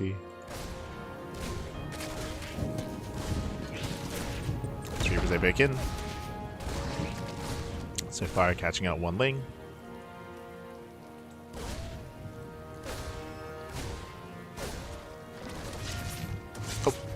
Oh. Getting a full scout as well, going further. Oh. Looking to dip into the main base of the Queen's will zone away, and will not get to kill the Reaper. Does escape. Oh my god. Does barely pull out. Does pull away. Behind this for the first time this series, a 1-1-1. Okay, if you remember, game 1 was 3-back stim, game 2 was a 3cc 2-on-1, game 3, 1-1-1 here, so Heli and Banshee out of ByuN. Once again, we'll see how hard he commits into this, but this is a much more assertive and, you could argue, safer start as well. If the plan for Evo was to open up roaches, then Banshee play can shut it down quite hard. But we have seen it. Oh no, gets around it. ByuN does slip up towards the end. Does get caught out, but it is cool to see ByuN just go for a different opener, different builds every game. There's the add-on swap into Banshees. Now, I did allude to the idea of ByuN playing mech last time on Rainfall. I'm curious if we decide to commit to that. So we are putting the Rax over, just hunt down the Overlord. With Rax over. We'll keep an eye on ByuN.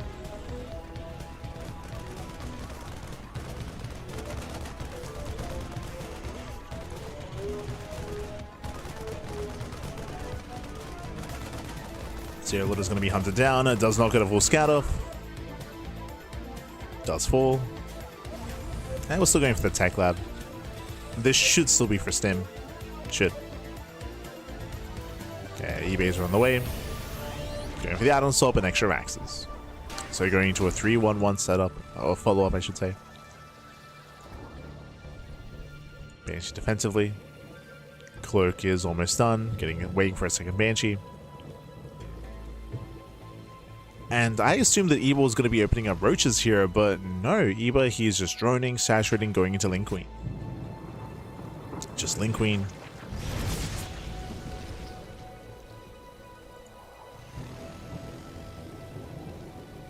Is going to be Lair first. Oh, there we go. Is going to be Lair first in the main. Before the Eva chamber. No spore. Oh, no spore in position. Ay, ay, ay. The spores are so late. That's unfortunate. I mean, he saw the Hellions as well. Like, yeah, eBay, he was aware of the Hellion aggression, but very late spores. 6, 7 drones going down. Oof. Does kill the Banshee at least, but losing one Banshee with 7 drones, that is still worth it. Bearing in mind, there is another Banshee. Second Banshee's moving out.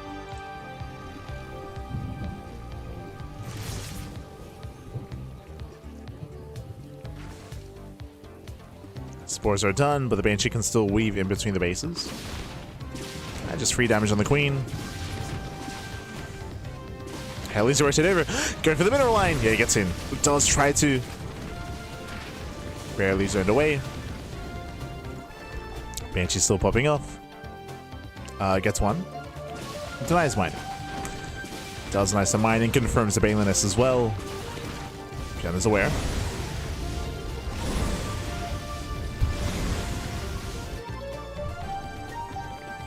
Also, you're all animals in the chat, by the way. You're all animals. Oh.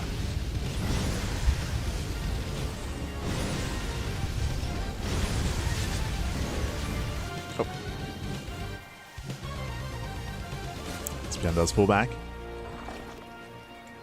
And he's attempting to stabilize. Trying to build back up to 4 bases. Has a lot of workers so far. It's been 10 drone kills. And here comes the main push. The goal here, shut down the 4th. The goal is to break the 4th expansion. ByuN is coming. Baneling's speed only just not beginning here, so it's going to be mainly a Ling Queen defense. With all this Hellion support, I don't see it happening. Eva's in trouble.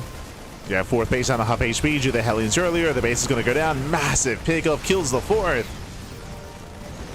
Kills the 4th expansion. Shouldn't be able to keep going, but can deny creep. Yeah, cleans up all the creep. 3 more drones go down. Eva cannot chase. Not within range of the tank. Cannot give chase. Force to expand here on the left hand side instead. Back up 4th base. And ideally all ByuN has to do is rotate. Just keep rotating, knock down the 4th. Eva going for a massive counter attack. Back in, we have the fence. We're fine. ByuN, he evacuates the 3rd. Very nice evacuation. Losing minimal unit. Doesn't lose anything. Oh my god. ByuN, calm down, papi, calm down. ByuN. He defends the 3rd base. Spots a would-be 4th.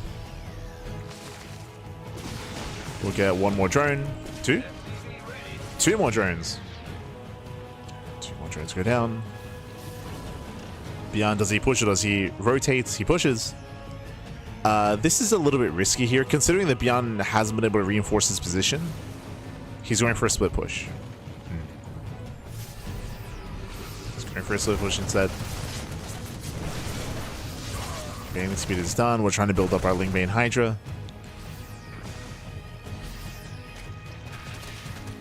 Eva fixated here on the main army.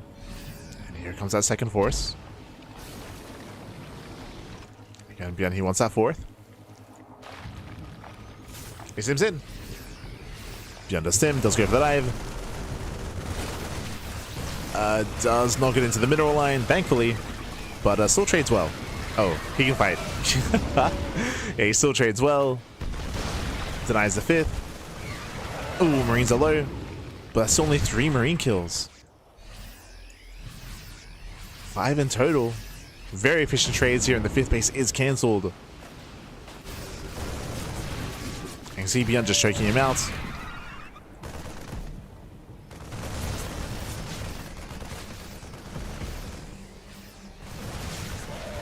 Yeah, but still trying to play catch up.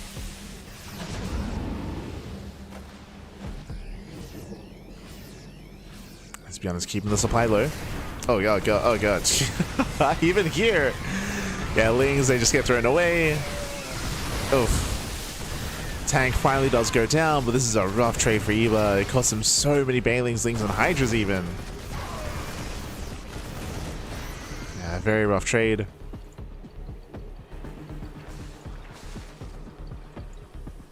Jeez, 99 links. What the? Oh my god. And here comes the main army.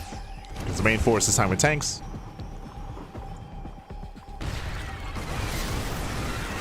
Oof. Yeah, links are thrown away. Eva underestimating just how many Hellbats there were. Eva underestimates. Hellbats, they trade so well for themselves. Even getting us over the Hydras. Oh my god. Finally force lift up. Here comes ByuN, right through the center, gets us over the 5th base. And ByuN is just snowballing out of control. Snowballing out of control, pushing towards the 4th. Eva barely has a standing army. If ByuN is inattentive, then maybe. But even then, no shot. Yeah, GG gets called. GG gets called. No final engage. And ByuN, he will claim the series 3-0, becoming this week's Sparkling Tuna Cup champion. GG. Whew. GG, well played. Again, ByuN looking very comfortable here in this finals. Looking very, very comfortable. Able to claim the series 3-0. Again, Eva having a very hard time getting any kind of momentum early on. We did kind of emphasize that, but in game 1 and game 2 especially, ByuN, he was able to do so much damage and really just throw a wrench in the works of the early game of Eva, where it just looked very, very shaky for him. Even here in game number 3, how did the game begin? Relatively standard openers, but the Banshee harassed. The Banshee killed 10 workers. 10 drones went down. It was crazy. It was crazy. GG, well played. So again, ByuN able to gain a little momentum early on and just snowball from there. Meanwhile, shout out to Eva, because Eva, he may have gone down here in the grand finals, but getting there was a massive feat here for Eva. For Eva to 2-0 Classic was insane. So very, very well done here, Eva. If you remember, he had a very clutch back and forth between himself and NightMare. NightMare did force the ace match. Here, Classic, we didn't mention at the time, it did seem like Classic was maybe overconfident, or was just not really respecting the aggressive potential of Eva, where we saw multiple times like the defenses were a little bit lax, and yeah, it was a little bit rough around the edges there. Maybe Classic was spent after his best of 5 versus ByuN. Regardless, Eva was able to claim it. Was able to claim in the end. Have a big win, of course, in the semis before eventually falling to ByuN. GG. GG, well played. Congratulations here to ByuN. Shout out to Eva. With that, we are going to be wrapping up. Going to be wrapping up here for the time being. Going to be wrapping up here for the evening, and I hope you'll enjoy yourselves. Hope you'll had a great time here. Again, Eva. Causing the upsets, making it to the finals. Congrats, buddy. Congrats. With that, we are going to be wrapping up here for the evening. Likewise, shout out to Star Knight for, of course, earning and winning the random raffle as well. When it comes to our weekly schedule, as you can see here, we just wrapped up with our Tuesday evening broadcast. This is last week's schedule, but it's close enough. Tomorrow, we're going to be live with Tuna Cup. Tuna Cup is going to be in the morning. We have the Pondcast in the evening. We have Kung Fu Cup on Thursday, and we have SEL on Friday and Saturday, and RSL over the weekend. So plenty of content, plenty of StarCraft throughout the course of the week. Again, this schedule that you can see here, for the most part, is correct, except instead of CranKy logo, put an SEL logo there instead. And we casted KSL last week, so there was no KSL this week. Also, as a bit of a heads up, we did announce this on Sunday, I suppose, but we will not be casting Wardy TV Mondays anymore. Where we're taking a bit of a step back, a bit of a break. We're trying to take it easy, and the first tournament on the chopping block there was the Wardy TV Monday, just because Wardy does get most of the viewership for that event, and we're more of like a side stream, so we're going to be putting that on the back burner for the near future, at least probably until BlizzCon, and then we might just get back into the swing of things. But we're going to try to take it a little bit easy here when it comes to our casting. We still cast every day, and we still have a lot of casts per day even as well, but gonna try to slow things down a little bit. Try to calm down. Let me calm down. Bearing in mind, BlizzCon is in September, so next month, early next month is going to be BlizzCon, so that's going to be the big thing to look forward to. The reasoning as to why we're going to slow things down leading into BlizzCon is because supposedly there's meant to be a big patch post BlizzCon, so we'll just wait for that before kind of like going like head first into all the StarCraft again. For now, ideally like one cast a day We're good. Which will leave some time for like some personal streams, like some ladder sessions, playing some other games as well. That is the hope, at least. That is the hope. I never got around to playing Zero Space either, unfortunately. Like, I think the early access is kind of wrapping up, and I never quite did my toes into it. But we'll see. Regardless, thanks for watching. Thanks for watching. Thanks for tuning in. We'll see you guys in around 10 hours. In around 9-ish hours time with the Biggest Cup. We'll see you then for Biggest Cup. That is the morning weekly cast or morning weekly open cup. We'll see you then. See you then. Yo, este bomioja, papi. Papi. Yes, we'll see you for Biggest Cup. Este bomioja. See you then. See you then. Until then, ciao, papi, ciao. Hasta luego. See you next time. See you next time. All right, before I forget, because I'm so bad at this. If you're out there, if you want to support our tournament, if you want to support this weekly open, I mean, again, the Tuna Cup is the longest running open cup out there, longer running than KSL, than Water TV Mondays, Biggest Cups. If you want to support us, Patreon, exclamation mark Patreon in the chats. I believe we did end up losing a little bit of support on Patreon recently, so we got knocked down a stretch goal. But if you want to help support us and help us run this event on a regular weekly basis, Patreon is the place to be. So thank you. Thank you to all of our supporters. You can help us kind of reach that goal again. Help us reach it. Otherwise, we'll see you guys tomorrow. Till then, ciao, papi, ciao. Till next time.